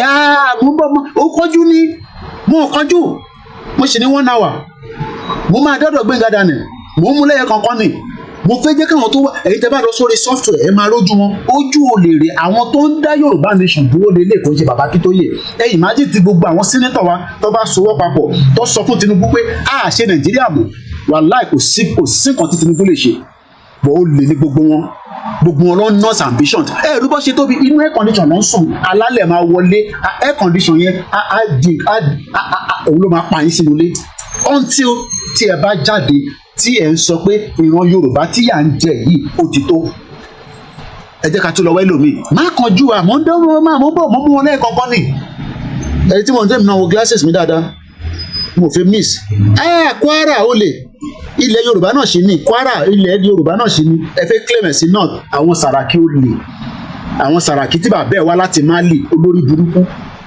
419 eléyìí ní Senator Ashiru Yisa àwọn Fúlàní náà lélẹ̀ òun ni senator yín fún Kwara South ẹlòmíì ò mọ gbogbo àwọn táwọn dárúkọ yìí a máa wá sórí social media ignorant yín ìlúwà láti máa educate la máa ṣí etí yín eléyìí ló represent yín ní Kwara ẹja wojú olè òrè yẹn eléyìí gòrò ó náà Senator Ashiru Oyèlọlá Yisa Fúlàní òròrí ẹ̀ a ní Koiki àwọn ọ̀dẹ̀ máa ń ṣe donation ká tó nídìí donation òfò yín internet ní pé ká ní government tó ń ṣiṣẹ́ tó máa wà accountable fún every single one of us tí ebi bá ń pẹ́ wàá lọ sí job center wàá lọ sọ fún wọn pé ebi ń pẹ́ wàá fún ẹ lówó mú kí ìjọba tàbí òun ṣe pé kó máa sọ pé wọ́n kó rẹsì wá wọ́n kó báàgì wá ìyẹn ni Tinúmálàyé ló fi bùbú sí ẹ̀rí mọ́tò tó kó sínú ọgbà ẹ̀ ṣèbí torí pé àwọn eléyìí ò kì í ṣe bí Tinúmálàyé ní gbogbo wọn ló ní mọ́tò ńláńláńlá bulletproof car lọ́ lò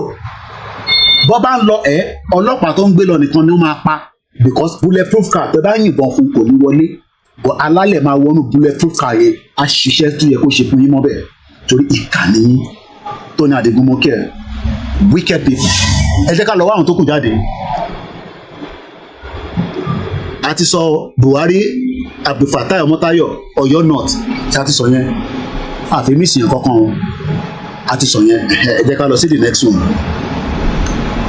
Ọ̀ṣun gbogbo góòlù yìí lélẹ̀ tí máa gbé fáwọn àwọn China àwọn olórí burúkú olè ìyẹn lọ ṣe fẹ́ jẹ́ ká respect àwọn ọba wa torí pé wọ́n mọ̀ pé àwọn làwọn ń darí àwọn kánsẹ́lọ̀ tó wá ń darí àwọn ọba ṣó jẹ́ káwọn ọba máa lísìn sáwọn olórí burúkú yìí wọ́n bí bàbá yín dá ní UK kí politician kan ní UK sọ pé òun ní influence ju King Charles lọ ògùn fẹ́ pa ẹ́ nìyẹn ògùn fẹ́ pa ẹ́ ògùn máa pa ẹ́ King Charles ọba lẹ́gbù yìí Rishi Sunak wá ní ó ń ṣiṣẹ́ fún ọba ní bó ṣe jẹ́ kó rí nìyẹn Rishi Sunak kì í ṣiṣẹ́ fún King Charles ni ọ̀bídà kó jáde kó ó lówó gbowó ọ̀bídà bẹ́ẹ̀ dà àwọn olórí burúkú àwọn ilé nísìn ìtàn ṣe ni pé tó dà kọ́ lè máa suppress àwọn ọba mọ́lẹ̀ Ṣèyí Mákindé wọ́n náà fẹ́ ta slọ́ọ̀tì Aláàfin ọ̀pọ̀ Ọ̀yọ́ alálẹ̀ máa mú ẹ ṣé o máa fọwọ́ tí wọ́n ẹ Prophet Nasiru láì ti wọ́n ẹ ìjọba Ọ̀yọ́ ó máa bàjẹ́ mú ẹ lórí gbẹ̀yìn náà olórí burúkú lè 419 òròjú àmà ṣe kùnkùnkùnkùnkùnkùn wọn ní gbogbo wọn ṣiṣẹ́ oil and gas owó lẹ ti ṣiṣẹ́ ó lè ní gbogbo yín oil and gas òfowó àwọn eléyìí ẹ̀yin náà ṣe lè ṣiṣẹ́ ní oil and gas ó ṣe jáwọn nìkan wọn ṣiṣẹ́ ní oil and gas tó fi ń rówó they are criminals ní gbogbo wọn àwọn olóṣèlú tí ó jẹ́ ká lọ mú eléyìí náà jáde Ondo senator ẹ má ti lọ kìnnà another one wà lọ́sùn ó náà wọn senator Francis Adeni ẹlòmíì ọmọ senator wọn àwa sórí social media ìtẹ́ ẹ̀kọ́ gbọ́ràn àwa ló máa bá jà eléyìí ló represent ní Ọ̀ṣun ojú ẹ̀ nílé ojú olè rèé òrórí ẹ̀ bó ṣe rí olè ojú olè rèé senator Francis Adéníbigbé fàdáhùn sí olè nìyẹn torí à ń sọ̀rọ̀ Yorùbá nation ẹ̀dá sí olè ní gbogbo yín ẹ má náà ṣiṣẹ́ lábẹ́lẹ̀ ìgbóhùn síta. All right, have a great day. Ó lé ní gbogbo wọn ẹ má sọ fún mi pé wọ́n ń ṣiṣẹ́ lábẹ́lẹ̀ kọ́ gbóhùn síta ká gbóhùn wọn ó ṣe pé kọ́ máa ní wọ́n ń ṣiṣẹ́ lábẹ́lẹ̀ òun ló ń pè ní senator Francis Adéníbigbé fàdáhùn sí òun ló ń represent yín ní Ọ̀ṣun ìyẹn ní Ọ̀ṣun East pẹ̀lú PDP olè now ẹ já lọ sóńdó Ondo South onáhùn senator Ibrahim Jimoh olè another criminal ó dà pé mo máa ń rí ojú eléyìí dáadáa elépo rọ̀bì lélẹ́yìí olè lélẹ́yìí àwọn elépo rọ̀bì lélẹ́yìí olè bí bó ṣe wà yẹn àwọn tó ń fi ayé níyín lára làwọn ilé tí mò ń dárúkọ rẹ̀ àwọn tó ń fi ayé níyín lára òun ni gbogbo wọn pátá senator Ibrahim Jimoh wins Ondo South criminal ẹ jẹ́ ká lọ sí the next one sí tó kàn mí pẹ̀lú Kánò tó kàn mí pẹ̀lú ilẹ̀ tó kù àṣìṣe ní Ondo kan níbí báyìí senator Ìpínsàgbà Emmanuel Ọlájídé Ondo North another criminal olè Ajíbólè olè Ajíbólè olè ojú ẹ̀ lílé olè Ajíbólè olè Ajíbólè olè ní gbogbo wọn ó kù díẹ̀ ní ọ̀kan máa pè ó àgbàkọ́ senator Justice Olúgbénga ibo ló ti rí Justice ó lè Gbénga Daniel ó ṣe ọdún 8 lógùn state orí bó ṣe bà ayé gbogbo wa jẹ́ wọ́n ní anáwọn kan òdìbò fóun so torí ẹ̀ kò ṣe títì tó lọ sọ́nà abúlé tèmi criminal ṣé irú ìjọba tẹfẹ́ nìyàn bí ìjọba tó máa vóòtì fún wọn tó máa ní torí pé ìwọ vóòtì fáwọn wọ́n ọ̀dẹ̀ ní gbé development wá sádùúgbò yìí. Is that not what Gbénga Daniel did? Olè Ajíbólè January April 6 1956 olórí burúkú ẹ̀ 4 years before independence ni wọ́n bí Gbénga Daniel. Olè ó jalè títí ní State House ó tún sá lọ sí Senate. Morohun àti ìyá àdúrà kí lẹ̀ ń ṣe pẹ̀lú gbogbo àwọn criminal politician yẹn ẹ̀kọ́ máa jẹ́ kó ta epo sí aṣọ yín ni ẹ fi àwọn politician sílẹ̀ ìyá àdúrà ẹ̀dá fi ṣe program kan wà ló ń bá Gbénga Daniel ṣẹ́yìn ọmọ kó lè ní Gbénga Daniel ni àwa dẹ̀ nífẹ̀ẹ́ yín àwa nífẹ̀ẹ́ yín tọkàntọkàn wẹ́ẹ́ bá ti ń súnmọ́ àwọn olóṣèlú yẹn máa fún wa ní suspicious mind kí lẹ̀ ń ṣe pẹ̀lú Gbénga Daniel àìmọye àwọn tẹ́lẹ̀ pé kó wá bá yín sọ̀rọ̀ ní program tẹ́ bá fẹ́ ṣe ní chọ́ọ̀chì yín nídìí Gbénga Daniel olè Ajíbólè olè olórí burúkú bẹ́ẹ̀ ni simple ra ẹni take care right now ó ń kó àwọn ajá yẹn lọ ṣe work ìkan ti mú wọn lọ yàgbẹ́ ìkan ti mú ajá kan lọ yàgbẹ́ ilé nísìn méjèèjì ló ń kó lọ nísìn á gbé wọn káàkiri wá stretch ẹsẹ̀ àwọn British they keep their and respect their own monarchy system wọ́n wá ní káwa wà lábẹ́ àwọn olórí burúkú tó ń pè ní politician mò ń bọ̀ Èkìtì àìkánjú ní ẹ̀yẹ́ ṣáà máa kọ orúkọ ti state yìí sílẹ̀ gbogbo wọn ní ṣì máa dárúkọ lẹ́ẹ̀kọ̀ọ̀kan again àní Gbénga Daniel olè wọ́n náà bí ní April 6 1956 bó ṣe máa gbé glasses ẹ̀ bí glasses báyìí olè ní criminal ẹlẹ́nu múkẹ́lẹ́ olè òrìpọ̀ àti Dàpọ̀ Abíọ́dún wọ́n gbà sí fúnra wọn Dàpọ̀ Abíọ́dún wó bíúdì kan Gbénga Daniel ní àbúrò dẹ̀ máa wò Dàpọ̀ Abíọ́dún ní olè nìyẹn wọ́n ń jà ní lẹ́yìn olè ní gbogbo wọn they are criminals ẹ̀rí ó ní wọn Ọ̀túnba ta ló fi olè jẹ Ọ̀túnba ta ló fi olè jẹ Ọ̀túnba wọ́n jí gbogbo owó tán gbogbo security budget tẹ́ ẹ kọ́ fi fix state á wà lápò ara wọn wọ́n lọ invest sáfrọ ìwọ wá síbí wàá ń bá wa jà ṣé nígbà tí mò ń dárúkọ nísìn o tí ì rí orúkọ bàbá mi níbẹ̀ pé Mr. Koiki bẹ́ẹ̀ náà wà lára àwọn tó dalẹ̀ Nàìjíríà. Ẹ jẹ́ ká lọ síwájú sí tó kàn mí pẹ̀lú bọ̀ mi ẹ bá para yín tán lọ́rùn.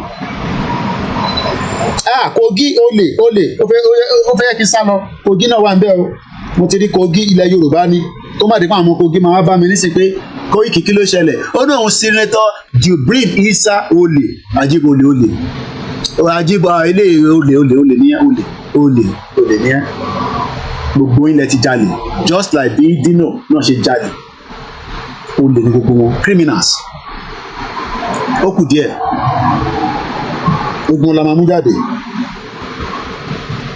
tí ètò kọ́ mi pẹ̀lú Enugu Èkìtì Káràpà Èkìtì Pòròpò Èkìtì ńláńláńlá àwọn èèyàn ńláńlá tó kàwé olè mo ti bá ń rí sínétọ̀ yín o sínétọ̀ Michael Ọpẹ́yẹmí Bámidélé olè Ajíbólé olè ní ẹ́ à ń pariwo Yorùbá nation látọdún mẹ́ta wọ́n gbàṣọ mọ́ yín létí ẹ gbọ́ pé à ń pariwo Yorùbá nation tó dìgbà tí Fúlàní bá pa gbogbo atán bomb bastard àwọn olè alálẹ̀ máa dé pẹ̀lú gbogbo yín ọmọ 1963 lòun náà ọdún mẹ́ta tí a gba independent òfò òun náà bí Michael Ọpẹ́yẹmí Bámidélé òun náà nísìn wọn Nàìjíríà ló ń ṣe olè ní ẹ́ àwọn tó gbé lẹ́kẹ̀ẹ́ sí ẹ lọ́rùn olè criminal sí nǹkan tẹ máa fi wá ṣe àwọn alálẹ̀ ló máa dé tẹ bá gbé ọwọ́ lé wa lórí alálẹ̀ máa wọlé apayá pa gbogbo ìdílé yín délẹ̀ tẹ bá make any effort tẹ lọ sáré lé wa lórí torí pé àwa tá à ń pariwo nísìn à ń pariwo látara ara tó ní àwọn ọmọ Yorùbá ni tẹ bá gbé ọwọ́ kankan tẹ bá lọ sà tẹ bá gbé kankan ó máa pa gbogbo ìdílé yín látòkè délẹ̀ ni mo sọ àfi tẹ bá jáde tẹ sọ pé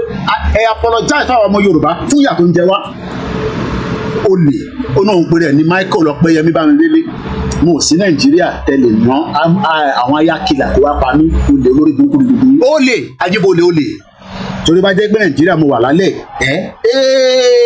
àbí kó lè ya sálọ Benin Republic kó lọ sùn bẹ̀ pẹ̀lú olóyè Ìgbòho mo kí ẹ ìyá mi dáadáa àwọn fine mama àwọn sisters tó dáa tí ọkọ wà l'Amẹ́ríkà tíyàwó wà ní Nàìjíríà tí oríṣiríṣi ti wá ṣẹlẹ̀ nígbà tíyàwó bá wà ní Nàìjíríà títí tọkọ wà l'Amẹ́ríkà tó bá yá tọ́bìnrin yẹn tẹ̀ ọkùnrin á dẹ̀ máa ṣe tiẹ̀ lọ́n tiẹ̀ kíní kan torí ọkùnrin tó yẹ yín arákùnrin ò ṣe bẹ́ẹ̀ yẹn gbéyàwó síbì kan láti bí ọdún mẹ́ta ìyàwó lè mú mọ́ra ọkùnrin mo kí ẹ Gani Olóyèdé criminal àwọn tó ń dá wà lálẹ́ sí lọ́rùn alẹ́ ó náà Senator Michael Ọpẹ́yẹmí bá mi mo ò sí Nàìjíríà so kò síbi tẹ́ fi wá mi sí ẹ má bọ̀ ní UK ni mò ń gbé ẹ wá mú mi ní UK torí mo pè é lólè kò ní da fún mi ẹ ní ṣoríire àwọn alálẹ̀ máa wọlé payé ni tẹ́ bá gbé ọwọ́ lé gbogbo àwa tá à ń pariwo Yorùbá nation tẹ́ bá gbé ọwọ́ kọ́wọ́ tẹ́ bá lọ sọ́dọ̀ babaláwo máa sọ pé tẹ́ bá gbé ọwọ́ kọ́wọ́ ó máa dà lé lórí ni tẹ́ bá pe Jésù ó máa dà lé lórí ni torí pé ìyà tó ń jẹ wá lé ní ẹ lè sọ pé tí ń dùn yín nígbà tí wọ́n ń wọlé tó ń rèpà àwọn èèyàn tó ń pa àwọn èèyàn nínú igbó gbogbo yín dákẹ́ tó yẹ kẹ́ máa bá wọn fà á nínú senate àwọn olórí burúkú ọ̀rọ̀ iná ní kánú náà mo máa sọ tó ń bastard alálẹ̀ máa wọlé pààyè ni à ń sọ̀rọ̀ ìrọ̀ wa pé 1859 ni wọ́n dá ìwé ìròyìn sílẹ̀ nílẹ̀ Yorùbá ní Abẹ́òkúta àwọn olórí burúkú yóò lè sọ fáwọn ọmọ wọ́n mọ̀ gbogbo mission Awólọ́wọ̀ wọ́n dá gbogbo ẹnu ní ọ̀rọ̀ ẹ̀rí tó dé fìlà Awólọ́wọ̀ ní sọ lórí burúkú ẹ̀ ó dé fìlà Awólọ́wọ̀ ó fi disguise kò sí bíìlì kankan tó gbé jáde tó favour ọmọ Yorùbá Chinese ń kó resources wá lẹ́kìtì wọ́n àwọn Pakistan àwọn India àwọn Lebanese wọ́n mọ̀ lẹ́sìn gbogbo yín tẹ̀ ń ṣiṣẹ́ ní Nàìjíríà wọ́n san the right salary fún yín wọ́n suppress yín àwọn eléyìí ò jáde kó defend ọmọ Yorùbá China wọ́n defend ọmọ Yorùbá nílẹ̀ Yorùbá ní gbogbo Ogun State axis tó bá ní kí n má ṣépè fún wọn ọ̀dọ̀ ẹni gbogbo èpè yẹn ń bọ̀ wá dà nílé lórí ó jẹ́ ya dákẹ́ tó bá mọ̀ nǹkan tó fẹ́ sọ tó lórí burúkú ni wọ́n ẹ jẹ́ ká lọ́wọ́ àwọn mélòó ló kù sí tí tó kàn mí pẹ̀lú Katsina ẹ bá para yín tọ́sán ó dà kó ti ó jì a sì ní Kogi kan sí o a dẹ̀ ní Kwara kan sí mò ń bọ̀ ẹja tó lọ wo Kogi ó náà sínétọ̀ Ọ̀háìrè yá Fúlàní lélẹ̀ Ọ̀háìrè Abubakar ọmọ Fúlàní ni òróró lórí burúkú ẹ̀ Fúlàní lélẹ̀ ilé ìrìnsà ọmọ Yorùbá ṣé Yorùbá ń jẹ́ Ọ̀háìrè Abubakar. These are the criminals that are holding us backwards. káwọn fẹ́ jẹ́ kí Yorùbá kó ní àṣeyọrí àwọn olùṣe lórí burúkú ẹ jẹ́ ká tẹ̀síwájú kíákíá. ẹja tó lọ sí Kwara ó náà Senator Sadiq Sulaiman Umar olórí burúkú àwọn criminals àníyàn ń jẹ wá wọ́n jíyàn gbé lọ́sàn-án gan ẹ̀rọ ojú olè náà lọ glasses àtẹ̀tí mọ̀ pé Fúlàní lélẹ̀ eléyìí ti dé fìlà wọn Fúlàní ni. ẹja lọ sí the next one. à ń bọ̀ ní Lagos o mo ṣe ń bọ̀ ní Lagos mo tún torí Kogi kan níbí báyìí Senator Sunday Stephen Kalimi ọmọ Fúlàní ni torí Yorùbá kì í jẹ́ Kalimi olórí burúkú criminals mo ti ṣí tó pọ̀ so o ti ń slow system mi down so bí a ká ṣe báyìí àwọn òkè ó ṣì ń hold eléyìí náà lélẹ́yìí o òun rẹ̀ rí 10th Senate National Assembly ọba ti jókòó síbẹ̀ wọ́n máa da agbádá òfò káàkiri agbádá òfò abẹ́ ẹkùn oríṣiríṣi oúnjẹ nǹkan kan ló wà níbẹ̀ wọ́n tún wá wà nínú bulletproof car gbogbo yẹn alálẹ̀ máa wọlé payín ni bẹ́ẹ̀ ṣe ń fìyà jẹ wá. Lagos ó náà Senator Wasiu Sani Esilokan àwọn ọmọ Tinubu lélẹ́yìí àwọn ọmọ Tinubu làwọn eléyìí ló dàbí àfin yóyò yìí kí ló dé kí ni ok mo tẹ̀lé máa ṣe báyìí gan tí mo tẹ̀ fi ń waste time mi àti mo tẹ̀lé gbọ́wọ́lé wọn kí a tẹ̀lé rí gbogbo ẹ̀ ó náà legislator kí ló ń legislate àbẹ́ rí bó ṣe dàbí àfin yóyò ó náà Wasiu Ẹ̀ṣílókun Lagos Central Senatorial District ó lè àwọn ọmọ Tinubu làwọn eléyìí ò ní support Yorùbá nation bẹ́ẹ̀ kódà àwọn eléyìí máa padà pé pààyàn ni o àwọn eléyìí ò ní support Yorùbá nation kankan torí criminal àwọn ọmọ Tinubu gbogbo àwọn tó wà lẹ́kọ̀ọ́ yẹn àwọn ọmọ Tinubu làwọn eléyìí so ẹ jẹ́ ká tẹ̀síwájú. tó tún gbé mi padà sẹ́yìn ni náà kó tún dá mi padà sẹ́yìn ni ṣáà ti ṣe gbogbo àwọn eléyìí lẹ́ẹ̀kan anyway at least a ti rí as much of them náà pa ti rí gbogbo wọn tán délẹ̀ àti rí Gbénga Daniel lẹ́ǹkan àti rí tèkì Senator ṣé mo dárúkọ Senator Michael Ọpẹ́yẹmí Bámidélé Èkìtì ṣé mo dárúkọ ẹ̀ ṣá ẹ̀rántí mọ́ dáa pé mo dárúkọ ẹ̀.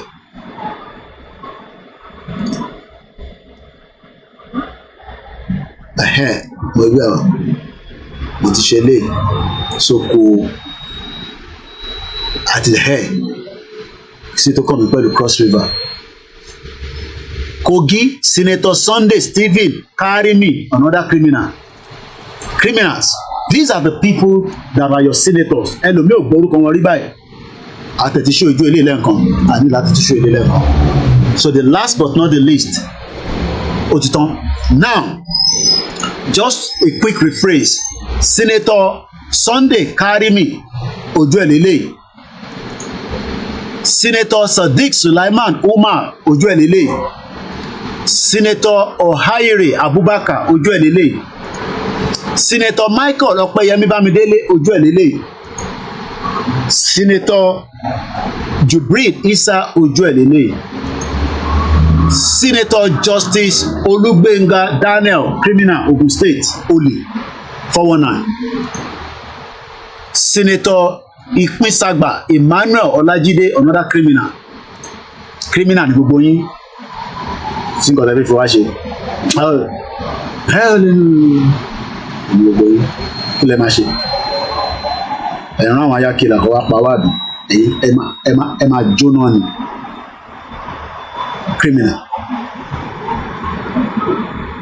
kí lẹ fi ṣe kí lẹ mọ̀ ń bẹ̀ kí lẹ fi ṣe ẹ sùn mi wá sí London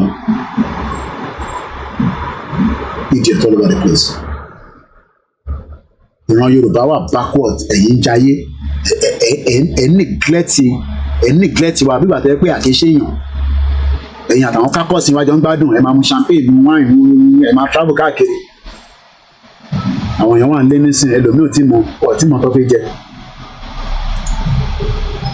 Senator Francis Adenibigbe Fádùnsí another criminal olè ẹ̀yin tẹ́ bá mú wọn sọ fún wọn pé olè ni wọ́n. Senator Ashiru Oyelọlá Yisa criminal. Senator Buhari Abdulfatah Motayo Fulani lele àwọn family Buhari lele. Senator Fọlábí Salisu olè. Senator Adeniyi Ayọ̀mídélé Adégbómilérè olè ló ń gbómilérè.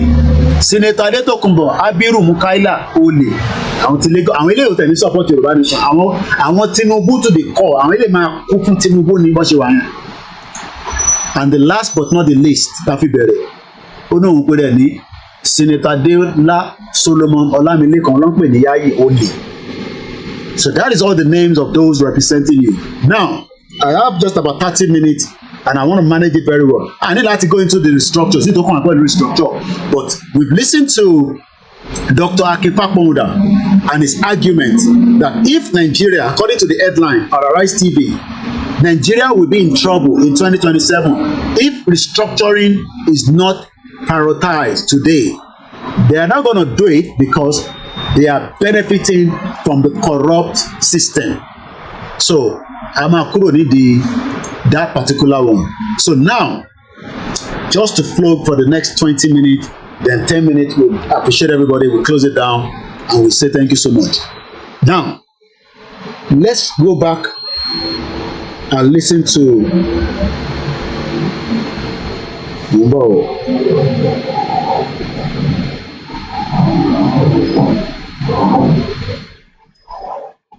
ẹ jẹ́ ká gbọ́ Prof Akintoye interview again with Arise TV, just to portray that the only future and the hope is Yoruba nation.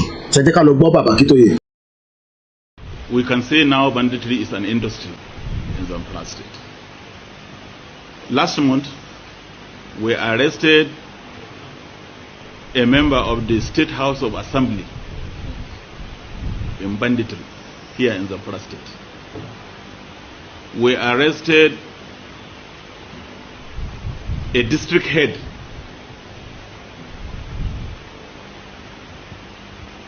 we also as well arrested a former local government chairman. So you can see that involvement of this class of people in banditry is more making the situation to become more and more complex. So in essence, I can say that all caliber of people now are involved. All manner of people are involved in this banditry. More alarming and more disturbing is the involvement of a district head in supplying drugs to the bandits.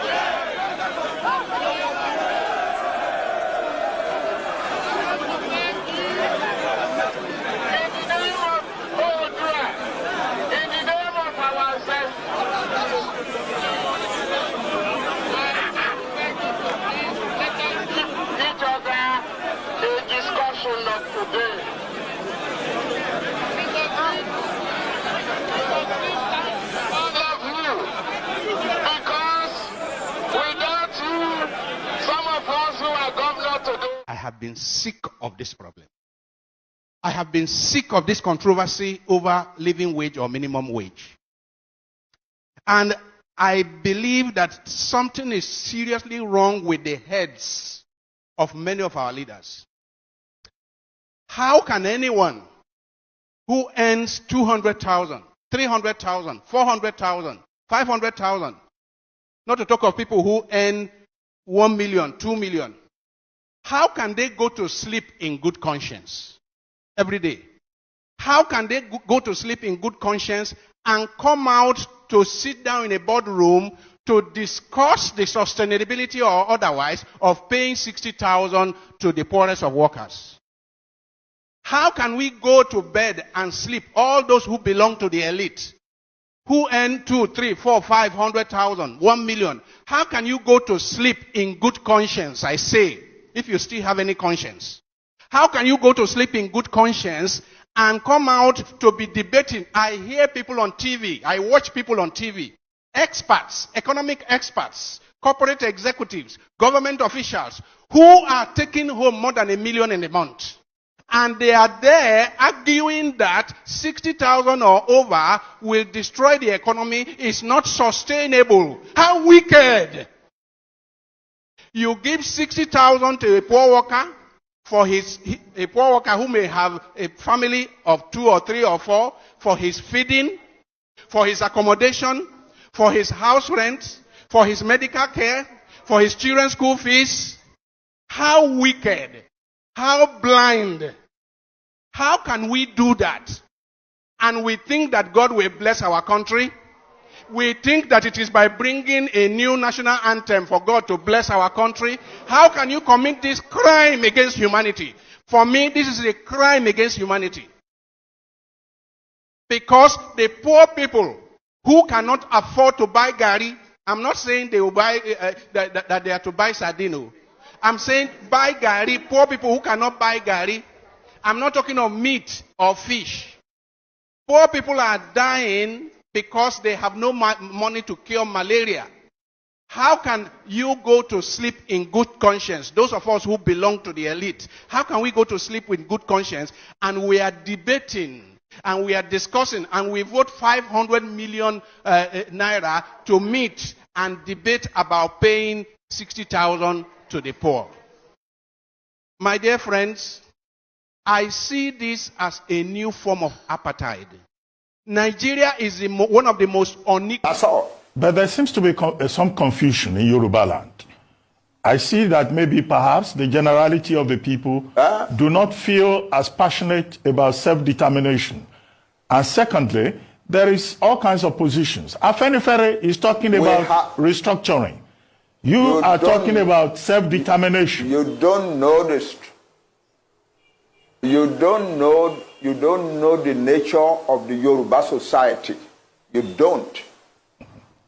Most of the young people, and they are the majority in Yoruba land, want the self-determination of their Yoruba nation.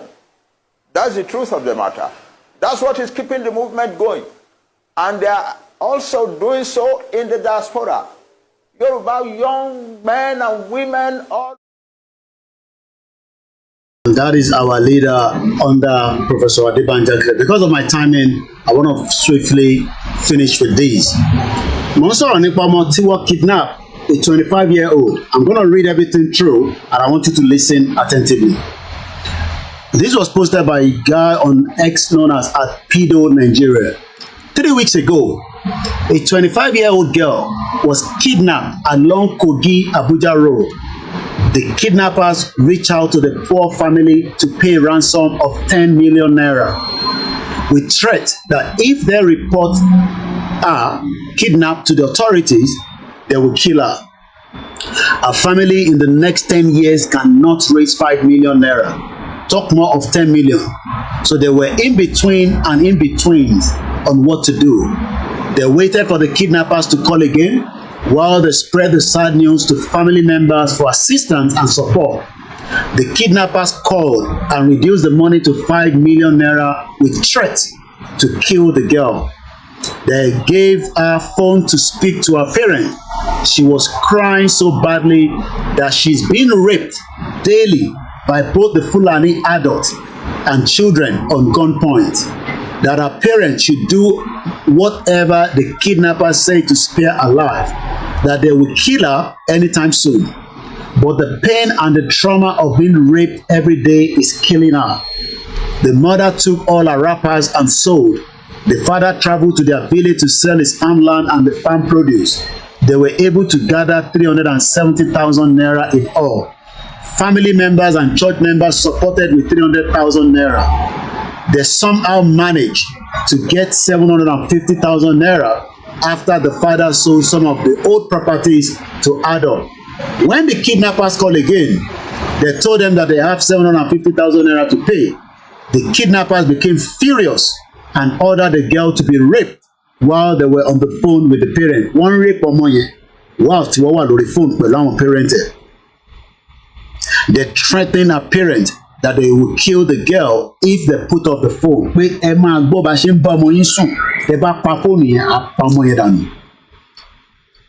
The girl was screaming as they took turn. Wọ́n ṣe ní ilé bá ṣe tiẹ̀ tán, ilé náà ṣe tiẹ̀. These are criminals, politicians that we talked about that should have saved this girl, but they are careless. Máa sọ pé kò kùn ẹ̀. Ṣé rántí pé bó ṣe ṣe fún ìyá tí wọ́n bá sùn ní 2018 níjọ́ náà lọ́hùn nìyẹn. And pé tó bá pa fóònù yẹn, wọ́n máa pọ́ ọmọ yẹn dànù. The girl was screaming. You can imagine ọmọ tó ń bá sùn tó ń rape táwọn yẹ̀ wá lórí fóònù. She was screaming. Wọ́n ní ìyá ọmọ yẹn collapsed. The mother cried and fainted at the end. They gave the family 3 million as the last price within 14 days period before killing her if the ransom is not paid. But while they delay, they will keep raping her until the ransom is paid. The father thought, okay, let's take the risk to involve the police. Police ò fowó. Ní police, but let's read police. The father reported the case to the police, but rather than assist him, the police asked him to pay the money he doesn't have before. Anti-kidnapping unit can handle the case. Imagine you are being kidnapped, then you have to pay anti-kidnapping unit to go after terrorists that kidnapped your family. Ṣé bó ṣe ń ṣe ní abroad nìyẹn? Tó bá kidnap you, màá wá lọ sanwó fún kidnapping unit.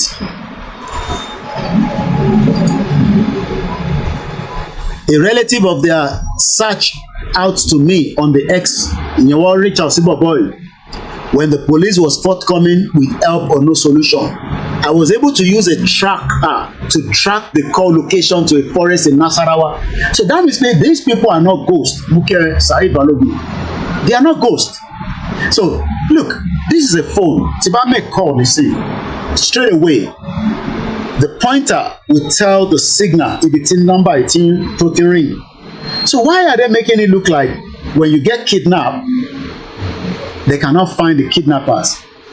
That is what the police officer said earlier, that it is all business for them. Mokiyami Oluwatife, wọ́n ní how come they join we Yoruba people with these animals? Emma Ekinkamo, who are very, very disheartening and sad. But bí ṣe ń ka update lọ́dọ̀ bọ̀bọ́ yẹn nísìnyí, ó ní wọ́n ti raise 2 million. So that means pé tó bá kidnapping yẹn, a gbọ́dọ̀ máa lọ raise owó fún ẹni tó kidnap. And you think that is a country? Nigerians are special breeds. The family has raised 1.4 million naira after this viral post about their daughter's kidnap. Few persons reached out privately to support. I connected them with the family who connected me on Twitter, and they sent their donation to support the family. There is still hope. We can make it. They now have 2.1 million, 5 million. Hey, Allah. So this is how we're going to continue, Abi. So about the kidnapping, okay, we know what? Oh yeah, ẹ jẹ́ ká raise owó ká fi gbà wọ́n lẹ̀. So about to kidnap the next person, ẹ jẹ́ ká raise owó ká fi gbà wọ́n lẹ̀. So it becomes merry-go-round, Abi. That is the reason why táwa ọ̀fẹ́ yẹn. Rather than that, I would prefer pé let everybody go their separate ways. But àwọn Yorùbá kan ní no, a fẹ́ Nàìjíríà, ibẹ̀dẹ̀ ni a máa dàgbà sí. Ọlọ́run kó wà pẹ̀lú yín. Èmi ò ní rí jù báyìí lọ ní ètò ti ọ̀sán yìí. Tí ẹ bá gbádùn ètò náà, lóyìnbó ṣe ń gbádùn sìgá, ẹ bá wa pín ètò náà, kẹ́ share.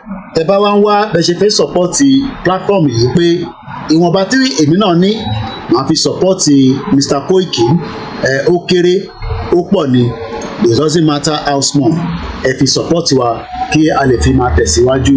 Mo dúpẹ́ lọ́wọ́ gbogbo ẹ̀yin tí ẹ gbọ́ wa àtẹ̀yin tẹ́ máa tún ètò náà gbọ́, kò ní rẹ̀ wá, kò ní sú wa. This is the country tí wọ́n kó wa sínú ẹ̀. àwa ní ká wá kóra wa kúrò. Mo kí grandma Awoniyi, ẹ bá ń kí àwọn granddaughters yín náà. Mo kí gbogbo ọmọ Yorùbá pátápátá, àtẹni tó believe, àtẹni tó ní ká shut up, àtẹni tó ní kò sí tó kàn wọn. Nigeria will be fixed. Ẹnu ẹni gbogbo àjọ wa. Mo kí ẹ triple DRS. Àlàáfíà làwọn family wa ó ti lọ sí iléèwé. Ṣẹ́gun ọ̀nà mo kí ẹ̀gbọ́n mi dáadáa. Mo kí gbogbo ẹ̀yin brothers mi, ẹ̀yin olólùfẹ́ wa, ẹ̀yin tí ẹ̀ ń support àwọn èèyàn nílé. It's a lot that people are doing to support people back home. Kò easy rárá. How soon we can continue to do that is what I don't know. Ká máa send owó sáwọn èèyàn nílé torí pé láti fi support wọn, láti fi ṣèrànlọ́wọ́ fún wọn. I don't know. But all I know is that gbogbo kìíní ò lè continue like that. Mr. Adekunle Ramon ní Ògùn lákàáyé ló máa pa gbogbo wọn. Mo sọ pé àṣẹ. Mo kí brother mi Adéwùnmí Adénípẹ̀kun wọ́n ní let us share this program please. Bàbá mi Bọ́lájí Mohammed, mo kí gbogbo ẹni tẹ́ wà ní Kano.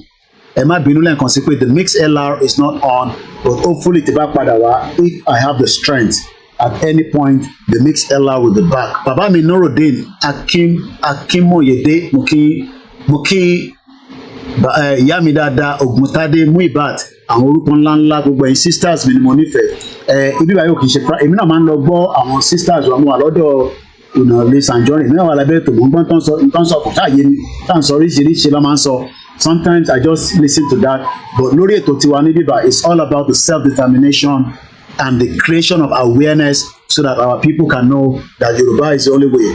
Abdullahi Jamil mo kí yín, Mr. Ṣẹ́gun Fágbèwò mo kí yín náà, Oyetunji Kazeem mo kí gbogbo yín. Bàbá mi Olúwọlé Ọ̀ṣọ́wọ́n ní good afternoon. Our rally will resume. Mo kí ẹ brother mi ní Italy, Òkìkíọlá Emmanuel, Yorùbá ní mo kí ẹ. Mo kí Prince Adédèjì Adéyẹmọ Abdullateef, Ọmọtọ̀ṣọ́ Paul mo kí Kazeem Adéramon, mo kí gbogbo alẹ́ nǹkan sí i. Ok, mo rí pé ó dà àwọn ọmọ Gàmbàrí ọ̀pọ̀ lórí ètò ẹ má wọrí, èyí tó máa rí mọ ló ti rí yẹn. Àwọn Fúlàní máa dó àwọn fámílì ẹ̀ wá dẹ̀ pa wọ́n. Ìwọ tó bá ti wá sí bíbà tó wá fẹnu ẹ̀ wá rough, Fúlàní ló máa dín pẹ̀lú àwọn fámílì ẹ̀. Mo kí àmì Táíwò Kíkẹ́, gbogbo ẹni tí ó wà lábẹ́ ètò, àtẹni tí mo rí àtẹni tí mo rí, torí a gbọ́dọ̀ parí ètò yìí nísìn. Thank you so much. Ọlákúnlé ṣàlàfíà sára ẹ ti lè dáadáa. Òkìkíọlá mo kí yín, and thank you so much for every one of us. That is the pain of some of the parents tí wọ́n face. Ẹni tó kàn ló mọ̀.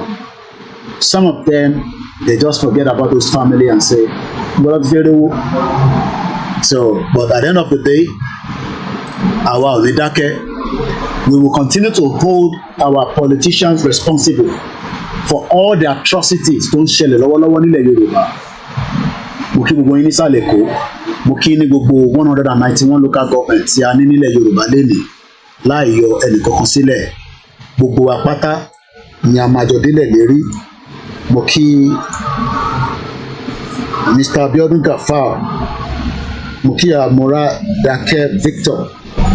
So, and let me say thank you so much to everyone. We play the anthem and we catch up again some other time. There might be nítorí web summary and kò jẹ́ kí n rí screen mi dáadáa.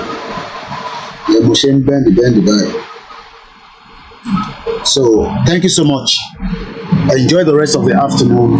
Stay safe, especially if you're traveling in between Yoruba land. Kò síbi kankan tó safe. Kọ́lọ́n kó máa fi ṣọ́ àpapọ̀ ẹ̀, kó máa fi ṣọ́ wa àníṣe lásán.